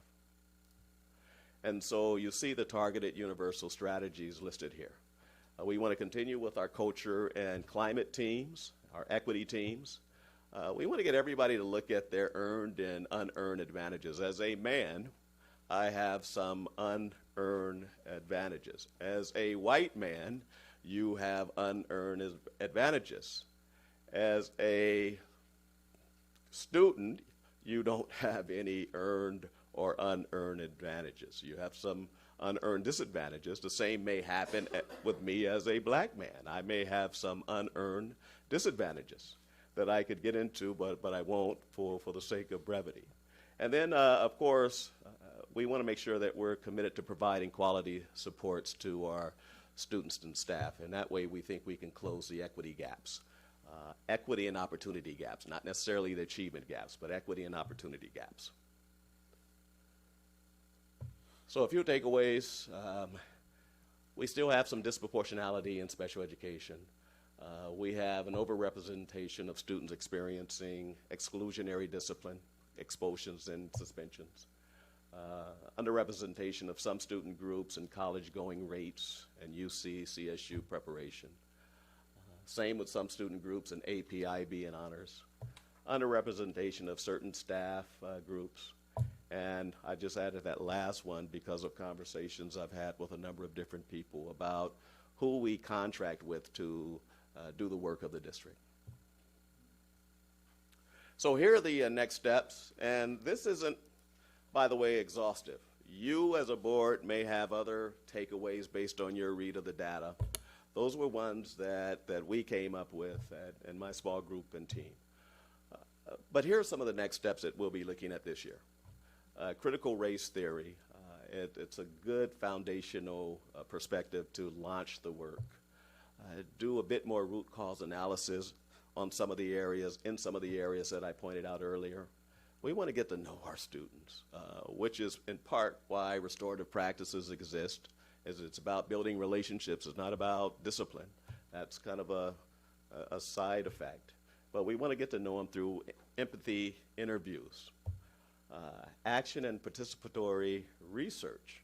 We want to create spaces where what we're doing, the research we're doing in our system has an impact, a positive impact on the students we're serving. We don't want to just study what's happening and do nothing about it. We want to make sure that there is some action associated with it. Cultural proficiency, I think all of you know what that is. Implicit bias training. I know CTA has a number of trainers who work in this area. There's also other people who do the work, and we have some experts right here in our district. Microaggressions. You know, if you are a woman, a person of color, probably before noon, you've encountered at least 20 different microaggressions. And sometimes you can take it, and other times you may react. And so we have students who may react because of a number of encounters they have. You know, one of my favorite ones I heard is, you know, you're pretty for a black girl. So these are the microaggressions that people state, well-meaning in some cases, but they impact students sometimes in a negative way. And believe it or not, these things are happening. They're happening every day. Anti-racist perspectives. So we need a structure, and that's one that we can use to kind of move the work forward. Culturally responsive teaching and instruction. Just talked a little bit about earned and unearned privilege, and then continue developing our racial equity plans. So I'll leave you with a quote. And this is one that some may find offensive, but it's one that I think a lot of groups would advocate. If you've come to help me, you're wasting your time. But if you've come because your liberation is bound up with mine, and let us work together. That's we all have a fate that is destined to be bound. When one of us succeeds, all of us do. So I'll stop there. There's other slides in the packets. I left an appendix for you, a lot of different information you can read through. But we're going to continue to cover Lcap Goal 2 using some of the same areas that we've talked about and done over the years. But we'll also be introducing this element around race. So with that, I'll stop and see if you have any comments. Any comments from the board? Would you like to take the speaker? Yeah, we'll take the speaker. Kathleen Shears.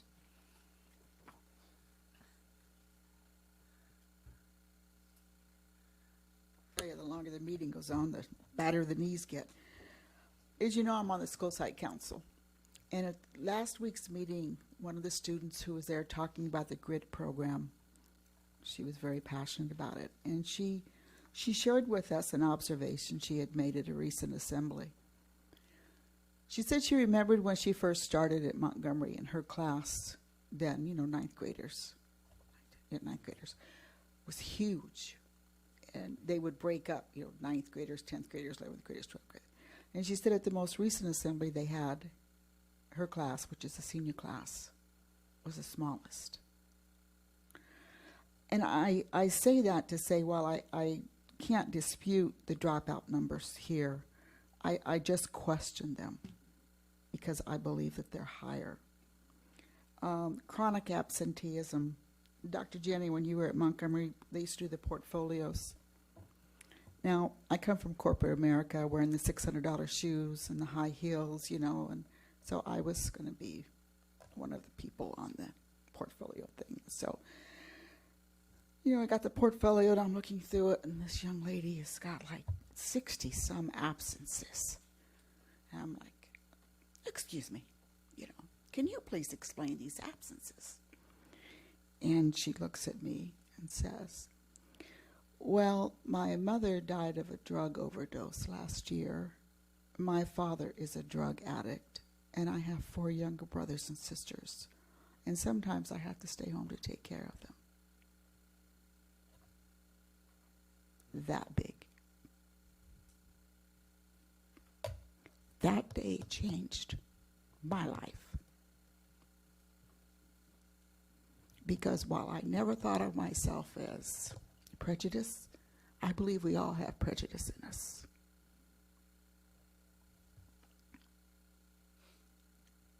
I commend you, trustees, Dr. Gianni, Dr. Fulcher, and Dr. Fulcher's staff for the concentrated efforts of building equity. It is clear youth need to feel valued for their individual talents. a recommendation would be to somehow incorporate the students into this effort. And I would recommend using our ASB leadership.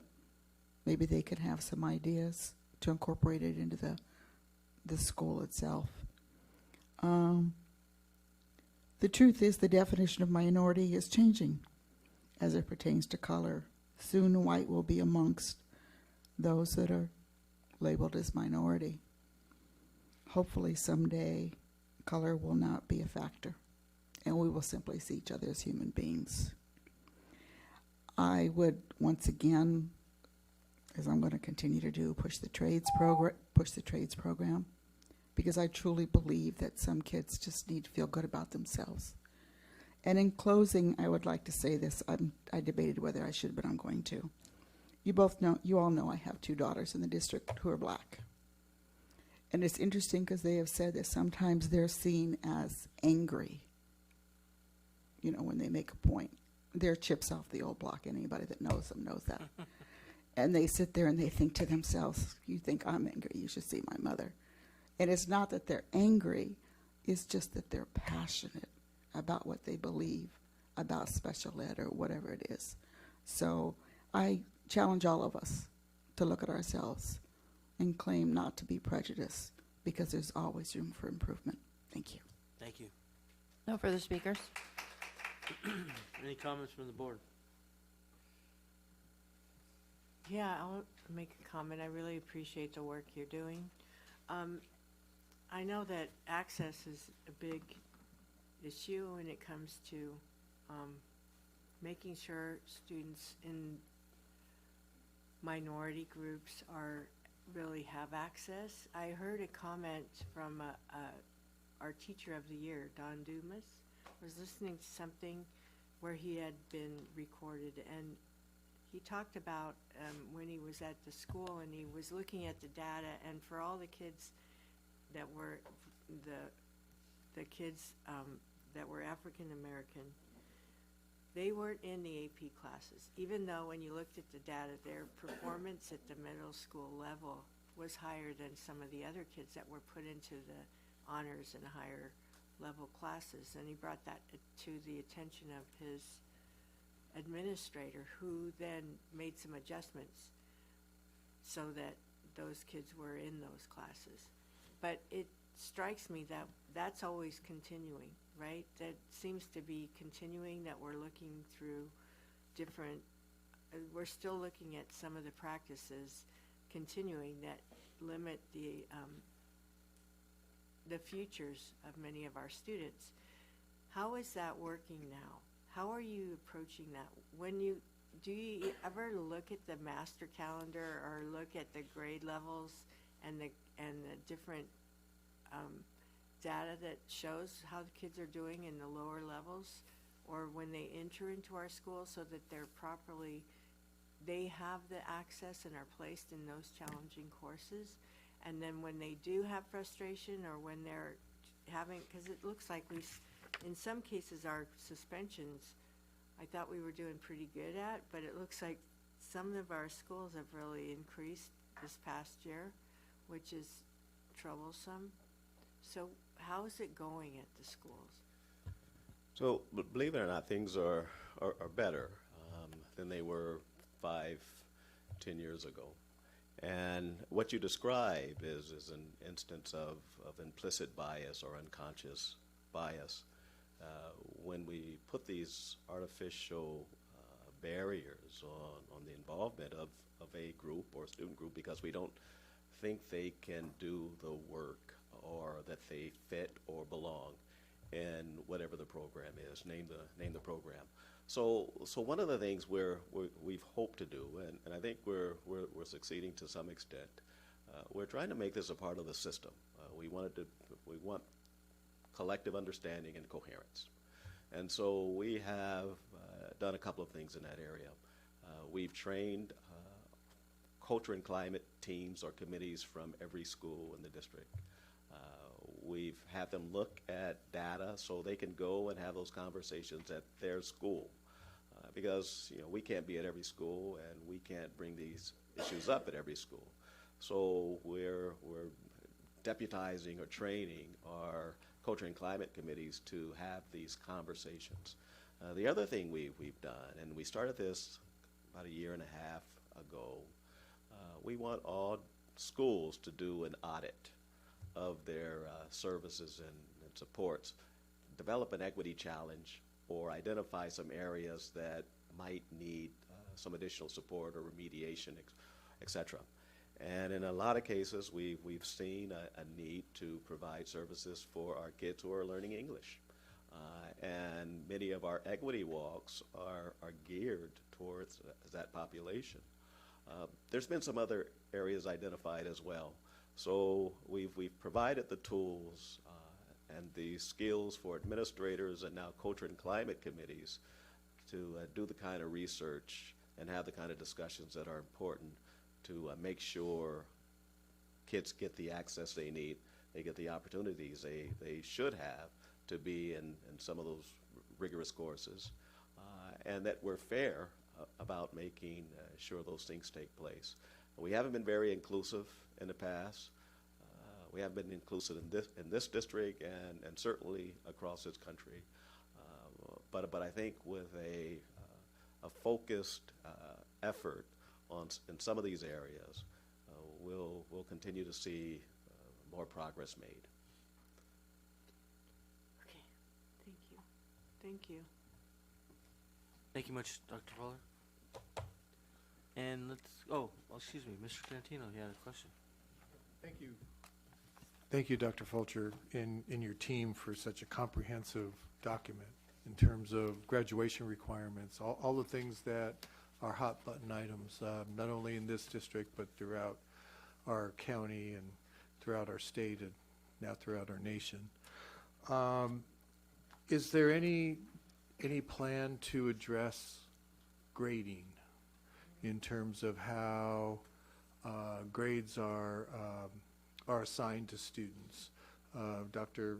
Janney referenced 2 teachers who were quoted in the San Diego Union in terms of how they grade and how they are trying to create a new paradigm in terms of looking at different kinds of things and not necessarily a one and done and then F you're out. In those teachers who within the first 6 weeks assign an F and then tell the student, well, there's nothing else you can do to raise your grade, but yet you're expected to be here. So just grading in general in terms of not necessarily, well, yeah, through an equity lens, I guess that would be the best way to describe it. Yeah, we absolutely will be discussing it. I could have shared another graph that talked about or that provided information on the DNF list. And some of those same patterns and trends would have been evident, especially when you look at it from that equity lens or from a racial equity lens. So absolutely, we'll be looking at grading in a number of different areas that I didn't highlight here, but that need to be discussed. Yeah, I figured it was on your radar. It's really, really, really on my radar. And I think that conversation has to come from teachers to teachers. It's really a sticky subject, even amongst colleagues. But another PD that's new this year is called Building the Restorative Classroom. And you know me, I poke sacred cows. It's why I'm here on earth. And so that's one of the sacred cows that I poke at in that training.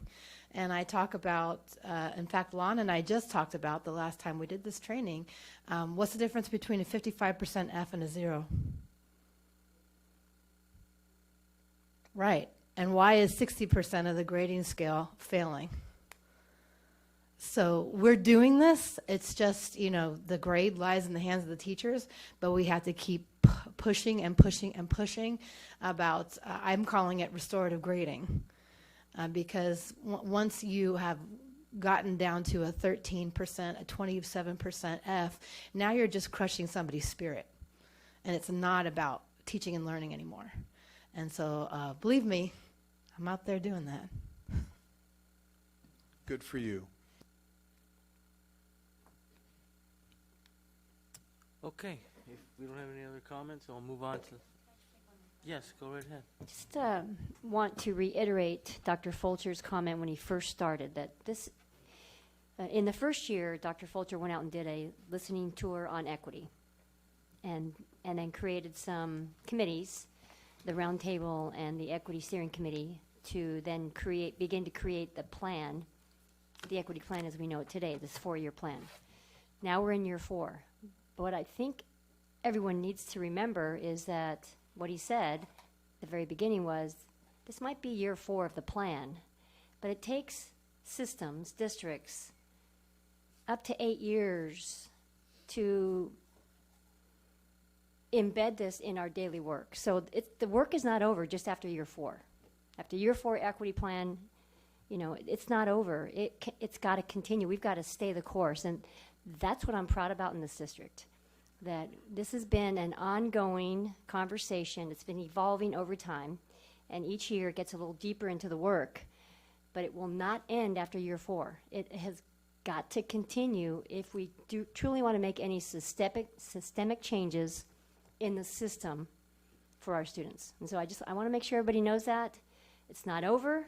We got to stay the course, and we have to continue to have those conversations, and sometimes challenging ones. Many times, most of the time, it's challenging about our work. So I think that and how we've been able to integrate, if we listen to our focus for the year, it's effective first instruction that leads to student engagement and mastery through the lens of equity and culture. That just says it all. There's no other district that's approaching this work in such an integrated way. And so I'm proud of our staff, all levels of our staff, from the classroom teacher to the counselors, the classified staff, out to the district office people. This doesn't happen alone, and it is beginning to ripple out, but we're certainly not even close to being, having impacted every single person in our district. So just want to put that bow on that package. Thank you. Mr. Solis. Thank you. I was processing. Thank you for this presentation. Just something, I guess, to look at. Mrs. Cheer said we're all human beings. When we look at a lot of the slides and we look at the breakdown, I don't know if we can toss in, not as a joke, but as just it's the reality. When instead of just saying total, maybe putting total human beings or something like that, and to see when you break it down, when you look at everything, we're all human beings. So I think internally, introspectively, people might see them and be like, well, yeah, we're separate ethnicities, but in the end, we're all human beings. We're all the same. I don't know if that might help start to change people's thinking. I don't know. I was thinking about it, and I wouldn't mind seeing something like that. It might get some giggles, but I think in the end, when you think about it, it's like the reality of it is we're helping each other. We're helping our human race become a better race. So I just wanted to throw that out there. Thank you. Okay, let's move on to M2. I have one speaker, Kathleen Shears. In order to know where you're going, you need to know where you've been. There's a name here that brings back memories, and they're not good ones. Hopefully, we will not see a return to massive change orders. I'm going to choose to believe all vendors realize Ms. Quirk will not simply roll over. I know I'm being ambiguous, but some of you are going to know exactly what I'm talking about. I'd like to bring your attention to this addendum 1 of 1. It's the breakdown of the fees. I just want to bring something up. Maybe to Dr. Gary they make sense, Mr. Malone, but they sure don't to me. Internet rental. Internet set up and dismantle. I just think those fees are a little bit exorbitant. And then when you move on to project timeline, I'm looking and want to bring to the board's attention, as you can read, that we're already up to Amendment 3 on this, and I do know the back history of this. And then we move down to Inspector of Record, TBD, to be determined. Why isn't a cost estimate for this expense included? This is something that Kevin O'Neill, a well-known and highly successful contractor in the South Bay, has long called for to be approved prior to any projects starting. I mean, that is an astronomical amount. If you go back and look at other projects and you look at the totals for Inspector of Records and how many times they've come before you and had a addendum or a change order. In closing, 2020 is right around the corner, and we, as an I, will be monitoring campaign donations by all vendors. Thank you very much. Further speakers? Hold by Mrs. Hall. Ms. Hall? Thank you. Yes, I have a question about what has been the norm for the construction management contracted services? Is there a report that provides info on performance of the services required compared to the estimated cost? Dr. Aguirre? Yes, Dr. Aguirre, I'm sorry. Thank you, President Pike. Trustee Hall, to your question, our district has not been using construction management services for the past over 4 years. Part of the reason we're bringing forward this now is given some of the reductions that have occurred in order to augment staff in planning and construction. They're going to be coming in and doing construction management. Just as a quick point of clarification, this firm offers different types of services. This is not for construction per se, it's for construction management. So they'll work with a project manager to actually oversee the construction management portion of it, but they're actually not going to be doing the construction themselves, if that makes sense. Yeah, I get that. So we don't have a report. So you don't have something to compare. There's no comparative data. And was this awarded through a bid, or was it selected by pre-approved list? So this went through the pre-qualified list process. It was most recently refreshed approximately about a year ago. We currently have 2 firms that provide this type of service, the CM service, construction management service. One is Balfour Beatty, the other is Kitchell. And so it went through that process. Kitchell? Like, okay. And then on the National City Adult Fencing, is it correct that this particular project this is a 20% change order over the original total approved? So this I project... mean, not this particular change order, but it's had a 20% increase on the project? So this project is a little bit complicated. So the short answer is yes and no. The long answer is originally the scope was much broader. And as costs came in, we've been de-scoping some of it, partly because we could address some of the issues through repair. So we've been pretty diligent about that. So what that allowed us to do is really focus just on the fencing piece. So because of that, we de-scoped some of the other items that were on there, like replacing HVAC units or whatnot, because again, we were able to repair some of those and extend the life. But in this instance, it's only for security fencing because we're familiar with the National City Adult Facility. We have a lot of issues with security at the campus. So what we've done is work with the city and MTS, because that is a unique facility in that we have done the improvements to the structure. The property itself is on MTS land, but the agency that has jurisdiction over the property is the City of National City. So as we've gone through the plan check process, the city and MTS have required us to change the specifications for things like the type of fence we're going to install, so then we had to go back and get it redesigned. So that there is a cost increase, but again, it's because it's a complicated process that we've gone through. All right, thank you for that explanation. And I also have a question about on these items on the form where we have the funding source, because when you get into your different projects and the funding, this one identifies a resource code, but if we could identify the fund code and the fund title, that would be helpful, because I noticed on one of these, on the one for Delaware, it has resource code 40, so that would be unrestricted funding in my mind. Is this unrestricted funding that's funding this project? It's Fund 40.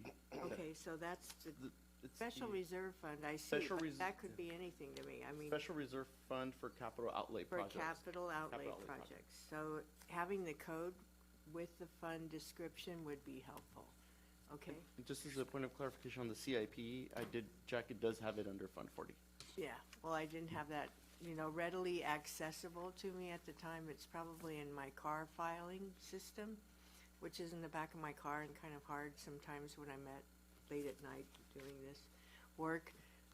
You get it. So I apologize, but I think that would be helpful. Just having a resource and the fund code descriptions and as well as the codes. And that's it for that one. I'll make a motion to approve. Second. Hall? Yes? Solis? Yes. Segura? Yes. Pike? Yes. Tarantino? Sorry. Yes. Motion passes 5-0. N1. Pulled by Mr. Tarantino. Yes, I have a question on page 15 of the detailed purchase order listing. There are two items that seem to be exactly the same for $90,000. And I was wondering if that is correct or if that's, they have different account numbers and different,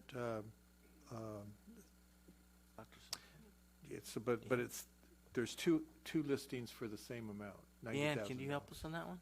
Sure, I checked with the purchasing manager, and the total PO was for $90,000. It was paid from two different budgets. One paid, I think it was 83, and the other paid 7. For some reason, on this detailed report, it lists the total PO amount for each budget line. If you look on the summary report, it only lists the 90,000 and the two budgets. So it was not paid twice. Okay. It's just how it shows from the True Course. Okay, thank you. No other questions? I'll entertain a motion. So move for approval? Second. Hall? Yes? Solis? Yes. Segura? Yes. Pike? Yes. Tarantino? Yes. Motion passes 5-0. N2. Pulled by Mrs. Hall. Yeah, on N2, it's a confirmation purchase order item, and I was wondering what exactly was the purchase for on this YMCA San Diego County. Did we used to get the backup for these confirmations attached to the board item, and now we're not getting them anymore for some reason? So I think we need to go back to the practice of including the documentation with the item, not just a list. So this is on item 2, the YMCA of San Diego County, Montgomery High School, and it's a confirmation order for $5,625. The quote was submitted late. So I'm not sure it doesn't tell me any more information on what it was that was purchased or anything. Do you have that? Okay. I'll go ahead and answer if that's okay. Okay, go ahead. It's one of the schools that I support. So Montgomery High School, their KMMI group, 125 students went to Camp Surf, and they spent several nights there as part of their group orientation and activities. And so the cost is for the lodging, the rental for Camp Surf, and then the meals and the activities provided. So KMMI, can you explain what? It's their media program that they offer. So They do their broadcasting, their TV. The CPA, it's a It's California a California Partnership Partnership Academy. So, yeah, so on this confirmation order, what's missing from this report is the resource that's paying for it and what the purpose of this expenditure was. I think those are important to include, so I would suggest including the documentation from now on, not just a list of items.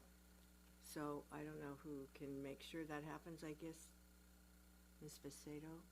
Yeah, I believe they take the information directly from the confirmation received approval, and that's what they indicate as the reason. But we can certainly add more information. I mean, put the backup put the document in there, and then I'll have the information, because I'm sure the document contains the resource and the detail. Thank you very much. If any more questions or concerns, I'll entertain a motion. So moved. I'll second. Hall? Yes. Solis? Yes. Segura? Yes. Pike? Yes. Tarantino? Yes. Motion passes 5-0. N3. Pulled by Mr. Tarantino. Yeah, I just had a question. Is this something new? I don't think I've ever seen this before. Yes. It is new. Okay, thank you. I like it. Every answer should be in a board meeting, cabinet. No, I was surprised by it because I don't remember ever seeing it. It is a new item that they're bringing forward. And so we could expect it all whenever it comes around? You want to Thank let you. Dr. Thank Salkeld answer the question? Pardon me? Isn't that a Dr. Salkeld question to alliterate? You can see if she has anything else. to Yes, add. it is a Dr. Salkeld question. Dr. Salkeld, could you answer that question? Thank you, President Pike. So yes, it is a new agenda item that we've been working closely, the finance team, along with legal counsel, on bringing this forward, and also coordinating that effort with the school ASBs so that we have board visibility on those agreements. And could you just explain to me what they did at the Westgate Hotel that cost $28,700? They had their We've been homecoming receiving dance. their prom venue How is it? contracts. And they It's serve Homecoming. Or homecoming. fillets or and homecoming. Mhm. lobster? Or what's wow. A lot of them That's are the amazing. proms. Mhm. Thank you. Any other questions or concerns? Otherwise, Quick, Yeah, so go I ahead. saw that the pyro spectaculars were all canceled, so that they don't have to pay that. They're getting that. We're not sending them any money, right? All right, I figured that. All of them were canceled?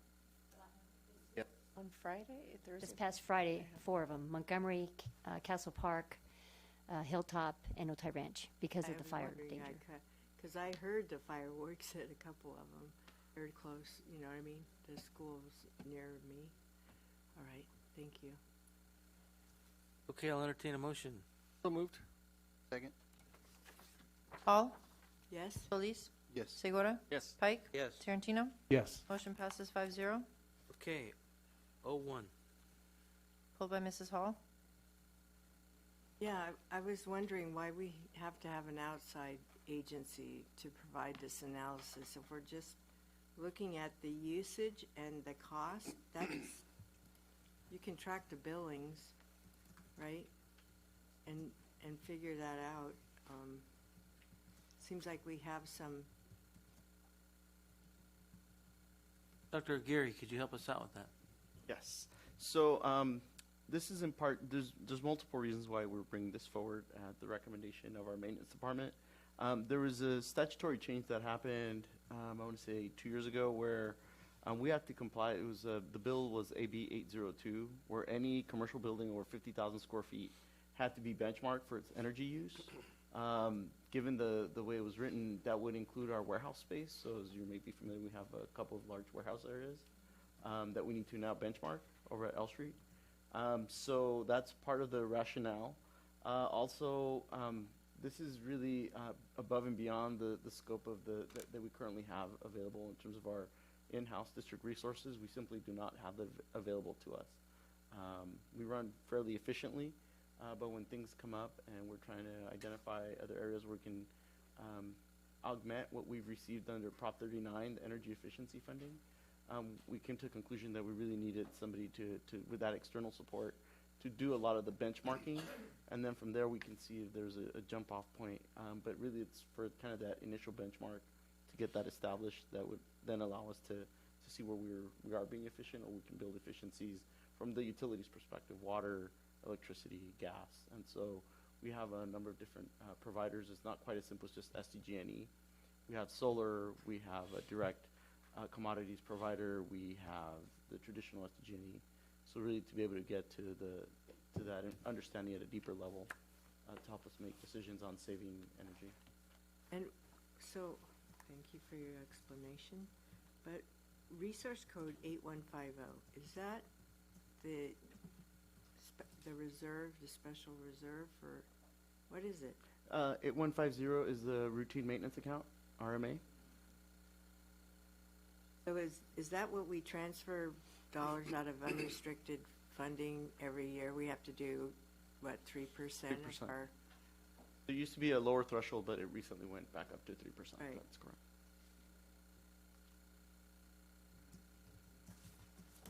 I just had one question as well.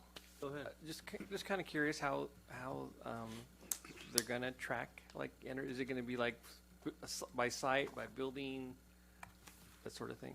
I'll ask Mr. Malone to come up and Mr. provide Malone. that level of detail.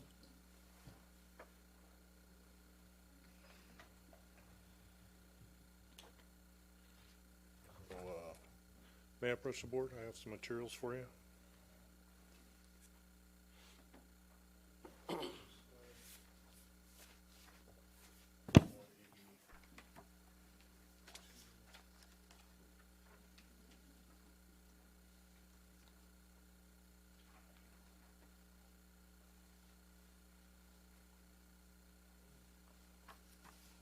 So to go more in depth of what was asked, how they're going to do it is first, in the benchmarking process, they're going to have to audit all of our meters, all of our accounts, go through that, get the data, and then start reporting it out. On the first page, there was just a little blurb on ABO2, what it is, benchmarking. All buildings over 50,000 square feet per meter have to be benchmarked, and that had to have gone public by June of this year, which we're behind. Also, I attached AR 3511, which this company is going to help us implement. And as it says, the principal is responsible for the total energy uses of the school facility, and I'm responsible for providing that information to them. There's just so much data. There's so many accounts. There's over 80 accounts that we have for the district, multiple vendors that we need this assistance for.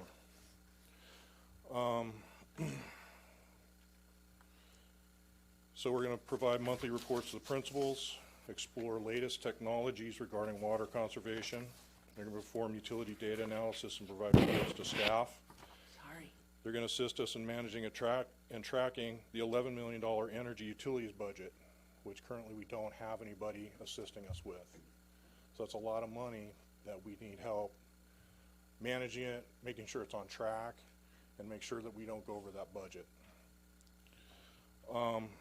Other large school districts, such as San Diego Unified and Grossmont Unified, have an energy department, and that's what we need to bring onto this district to help us save money, and also to report to you what we're doing relative to energy usage.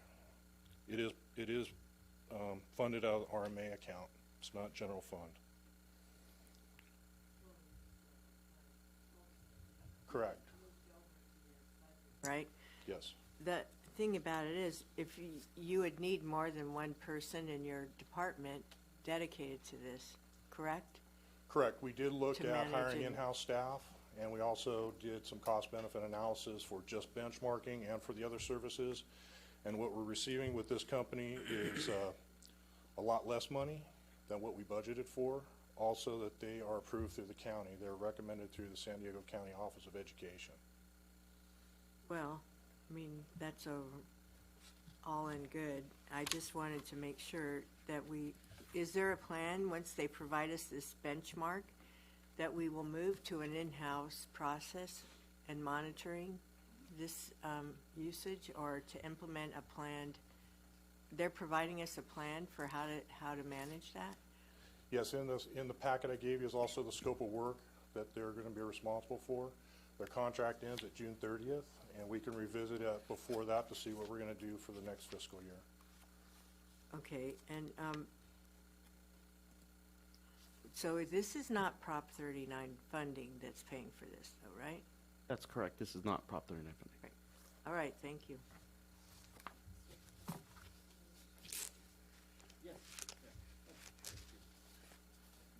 You sure?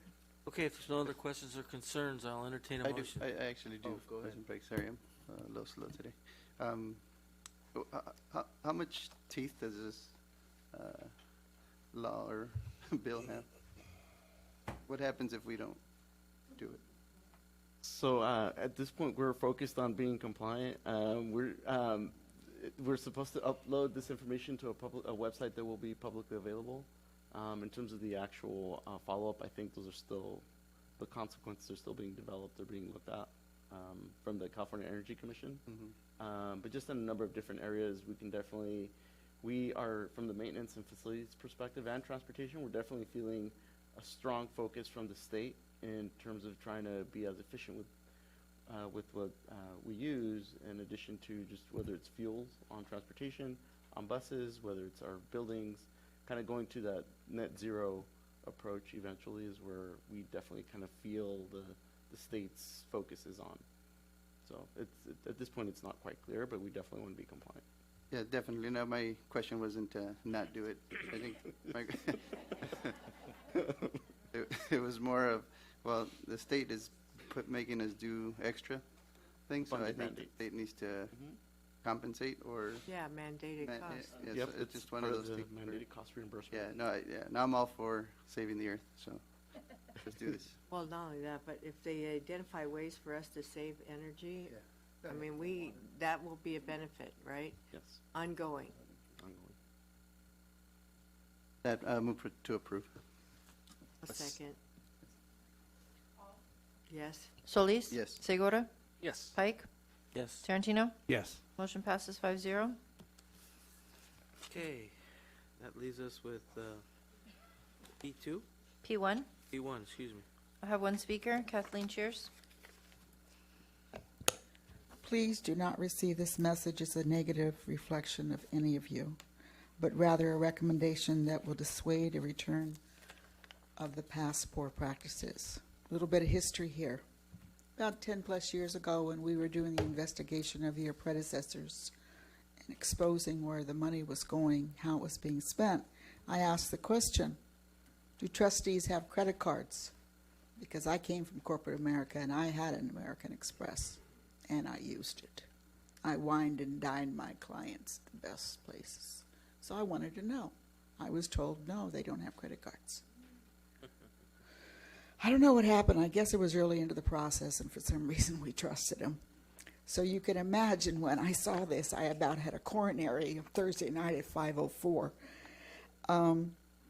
I have met with all of you, some more than once, with the exception of you, President Pike. Somehow you escaped that torture. I don't know how that happened, but... Because I never used the card.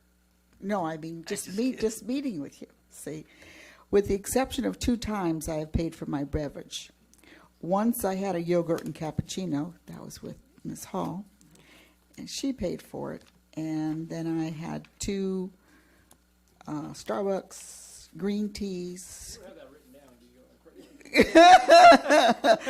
Starbucks green tea, no sweetener, no water.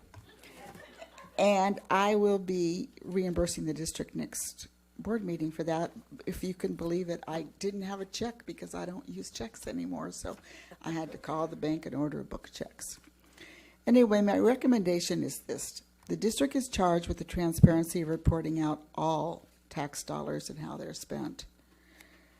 With this in mind, the board should incorporate a report which itemizes all credit card expenditures, the time, place, amount, person, and purpose for using the credit card for the public's review. That way you never have to answer any questions.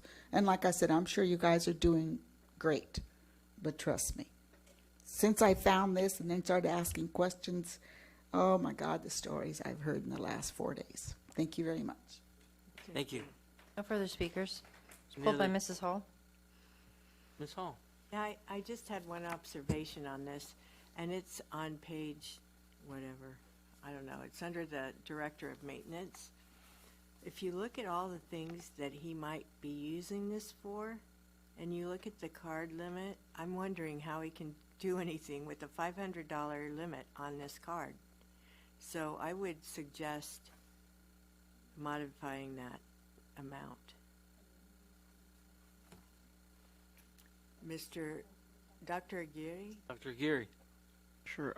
As a possible approach, maybe we could do is monitor it for, let's say, 90 days to see if there's some savings, or if indeed it's Or not look sufficient. at past bills. Yeah. So Does he even use it? let's put this as recommended into place. Allow us the ability to conduct some analysis once it's actually been implemented. I did come across one situation where a part at a vendor that we had would cost, was it $800, something like that? And if we found it online for like $90. So Wow. there's significant savings that we could potentially have, and this is really what this is about in terms of director of maintenance, is for those opportunities where we can actually find some savings to be able to make our dollar go further. That's what the thought behind this was. And again, we can test it out if you All like. right, that's for 90 good. days and bring it back. Fine. I wonder if you have an ability to waive to increase the limit on a card for a particular urgent issue. Would that be something that is possible? I mean, So I can, something if there's of something that's operate- an emergency, like a water main break, we work very closely with our purchasing department. And one of the things that we can do is approach the County Office of Education about granting us an emergency waiver from the procurement process. If it's a pretty significant issue like a water Well, main I'm break. not talking thousands and thousands. I'm talking of a few $100s or whatever. I know that there is, sometimes limits are increased for a particular reason and then go back down. But I didn't know if this was a possibility here or not. But I just thought $500, that you can really not have enough when you're doing all this, replacing things. So thank you. Mr. That's all. Segura. Yeah, I was just noticing, I didn't get a chance to look at this one till now, where it says unacceptable credit card use. I know you can't put everything down there, but it does say gift certificates, and I think it would be a good idea to add, or gift cards, just because, just in my head. And then, as well as if a receipt is missing, is there something in there written where if a receipt goes missing, it happens, that you have to sign an affidavit saying, this is what it was spent on and where, and because we're going to get billed, and I don't know if that's included in here. That's That would be only the thing. regulation, right? Is that covered somewhere already? Yes, Dr. Schultz, Can I'm I sorry. comment on that? There was an audit finding, I want to say a year or two ago, regarding documentation, so we want to probably stay away from the affidavits. We want to have the documentation as much as we can. Yeah, but what if you lose the receipt? I mean, this would, I'm just seeing it as a way of, not a habit, but yet if the receipt's gone, then how do you, say what it was spent on? I understand, I just want to make sure that that doesn't become another recurring finding. Yeah. So, we can certainly put that on there, that's noted on here as the alternative, but could be subject to a finding. Yes, Mr. I Tarantino. was going to say, in lieu of a receipt, if it was put on a personal credit card, could you submit the statement that says what it was used for and where it was? Would that, Well, Would- this That would is be only different. pertaining to these particular people that have this card. Right, that would be a reimbursement on through the district back to the cardholder or Right. employee, That'd be travel and like a different reimbursement process. Just something to throw out there, This policy only has to do with the people holding these cards, and they're very limited. I think it's the superintendent and the board clerk and Now the director. the maintenance okay. director.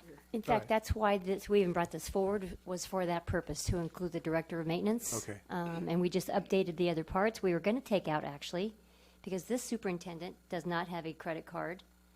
And we were going to take it out completely, but we decided to just change it to, if a superintendent in the future chooses to use the district credit card, these limits would be imposed. So, the only one in this district who's had a credit card has been the clerk of the board. And we brought this forward so we could add director of maintenance, so that for the very reasons that Dr. Aguirre mentioned. Right. So we just updated some other aspects of it just to update it. Deanne's real tight with her money, trust me. Any other questions or concerns? Otherwise, I'll entertain a motion. I'll make a motion to approve. Second? Hall? Yes. Solis? Yes. Segura? Pike? Yes. Tarantino? Yes. Motion passes 5-0. E2. I have one speaker, Kathleen Shears. I apologize. Normally, I'm very thorough, but I just want to ask the question if the revision includes naming. Do you have to be dead to have something named after you? Okay. You don't have to be dead. No. Oh, okay. Thank you. No further speakers. There's no revision for this policy. This was a request to be brought forward to have discussion in open session around this particular policy from Mrs. Hall. Yeah, thank you. So I guess I'll go ahead and speak. Okay. So I went out and looked at a few different districts, naming of facilities, and some of them are pretty tight in their language and very, like, 2 bullet points only. My real concern is what if,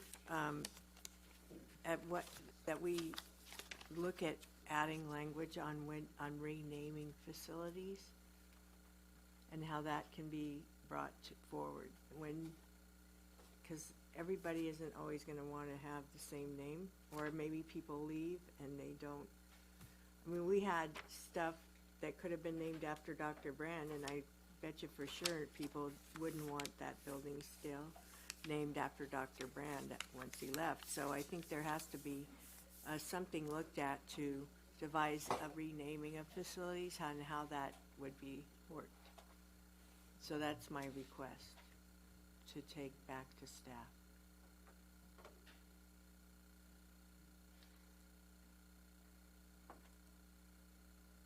Just for clarification, so you're looking at revising the policy to include, I'm not quite sure I understand. Yeah, to include language on renaming of a facility and what that would be. You mean once it's already been approved to be renamed, there would be another process? No, you addressed how to name a facility, but it doesn't have language in there on renaming a facility. It actually states both. Yeah. Naming or renaming Yeah. request. So it actually covers both. So at any point in time, people can come and rename and request renaming a facility, and it would go through the same process. Correct. It's on page B. And page A. I missed it. I don't It says even have consider the naming or renaming of a school facility. So it applies to both. All right. Okay, so do we need to vote on that, or is that just a discussion? Oh, sorry, somebody has a question? This is, I guess the question is, does there need to be any changes? We didn't bring any changes to this policy. This is the current policy. No, I guess not, because it has renaming in there. Mr. Tarantino, did you have something? Yeah, I had a lot of questions about this. First of all, under where it says the following people shall not be considered for the committee. Item number 3, people who are in a non-district supervisor subordinate relationship with a board member or employee of the district. Can you give me an example of who that person would be?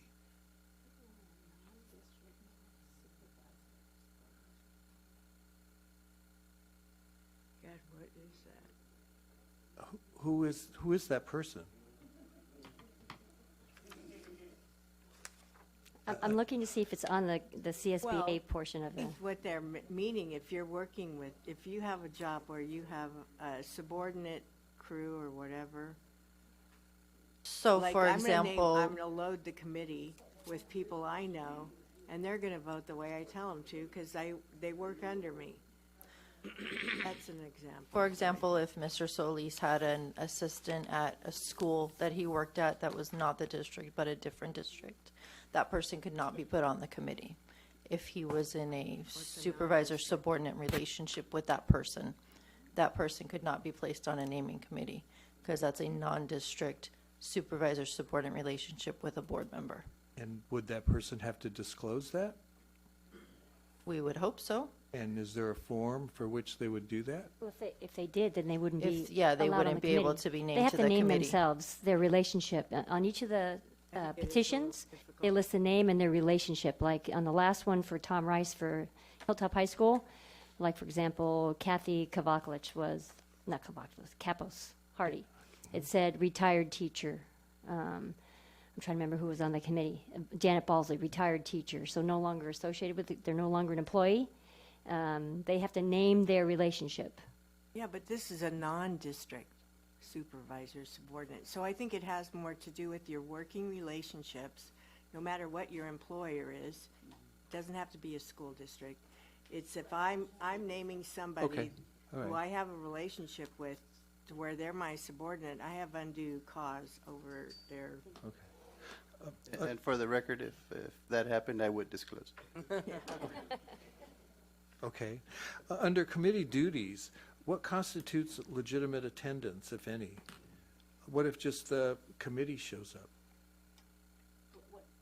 I'm looking at page A, and where it says committee duties, the naming committee may be required to conduct at least one public meeting to consider the district's guidelines for naming. So what constitutes, is there anything that constitutes legitimate attendance? What if just the committee people, and they have a meeting of just themselves and no one else shows up? Is that legit?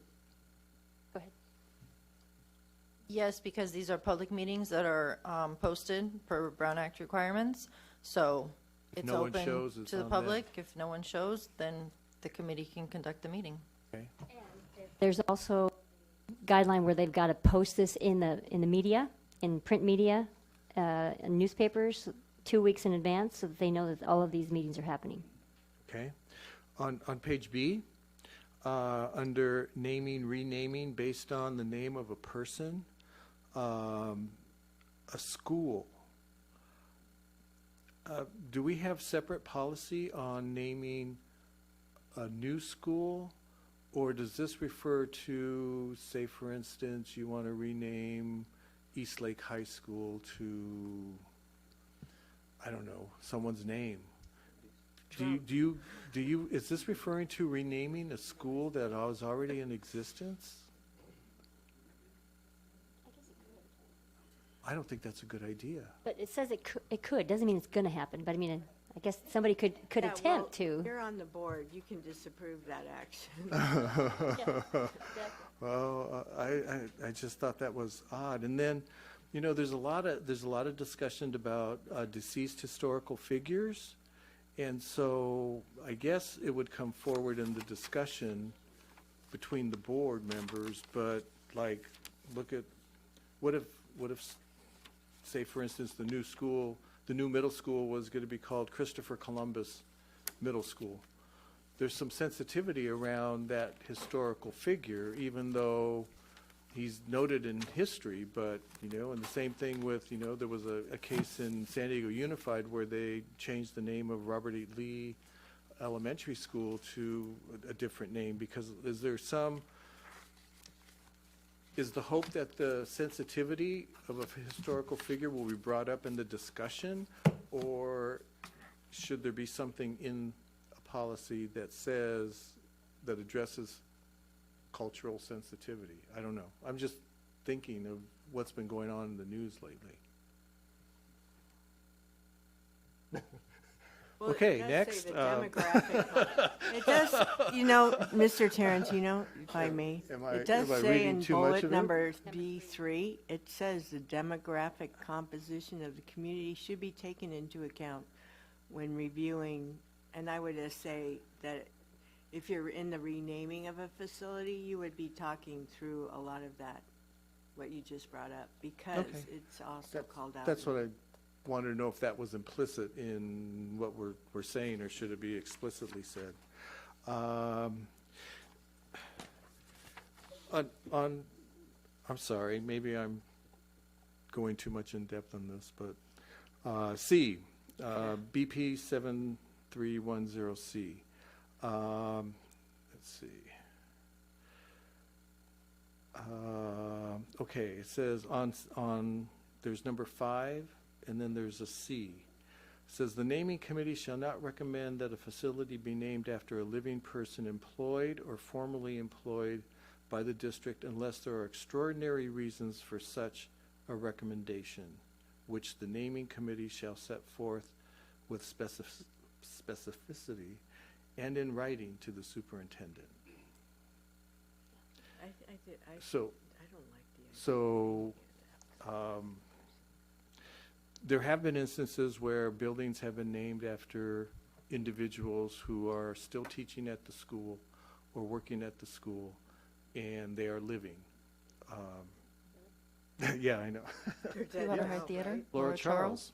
Yeah, but she's gone. So was now, there it's was good. there an extenuating circumstance I would imagine they outlined it in their request. Okay, all right, okay.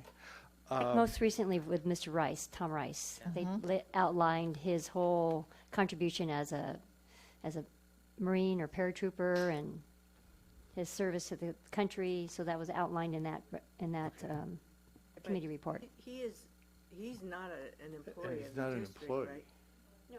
Well, he was. Is Or the formerly employee employed. here? And whereas Laura Charles was still working in the district, right, until. She was working at the high school. Right. I agree that, I don't like that. And then, Ron Bowles would be was he still at Bonita when that was named? Or did he move to Shula when he did that? He was still living, yeah. There was another thing. Do we often name trees after people, or other than the one that's outside the district office? Are there trees on campuses that have a person's name? That I know of or that I've ever seen come through. Okay. What if Maybe we At need the to pull site. this item and what if- table it for further. Well, no, work. I'm just throwing things out. You're going to consider it, and I'm just throwing the kitchen sink at you. What happens if somebody wants to donate, I'd like to go home. say, a bench with somebody's name on it? Same process. Same process? It's happening at Mar Vista High School. A bench is being proposed? Okay, then my last thing would be. Why don't we have notice Yeah, about when that- there's yeah, processes when are there's- ongoing? Can we be notified when these things are in the hopper so Yeah, that we yeah, can yeah. anticipate in case we get, because when you Yeah, you name. might get called that. Well, when the you name something superintendent after will- somebody, it's a lightning rod, because there's going to be people who support that and people who don't support it. So it would be nice if we can anticipate what's going to be coming forward. It's just a thought. That's all I have. Okay, I so think we should just, we don't have to vote on this. we don't have to vote on this. We just had a discussion, Okay, thank you for and that. I think Mr. Tarantino has asked all the questions we need to ask. So we're going to adjourn this meeting. Thank you.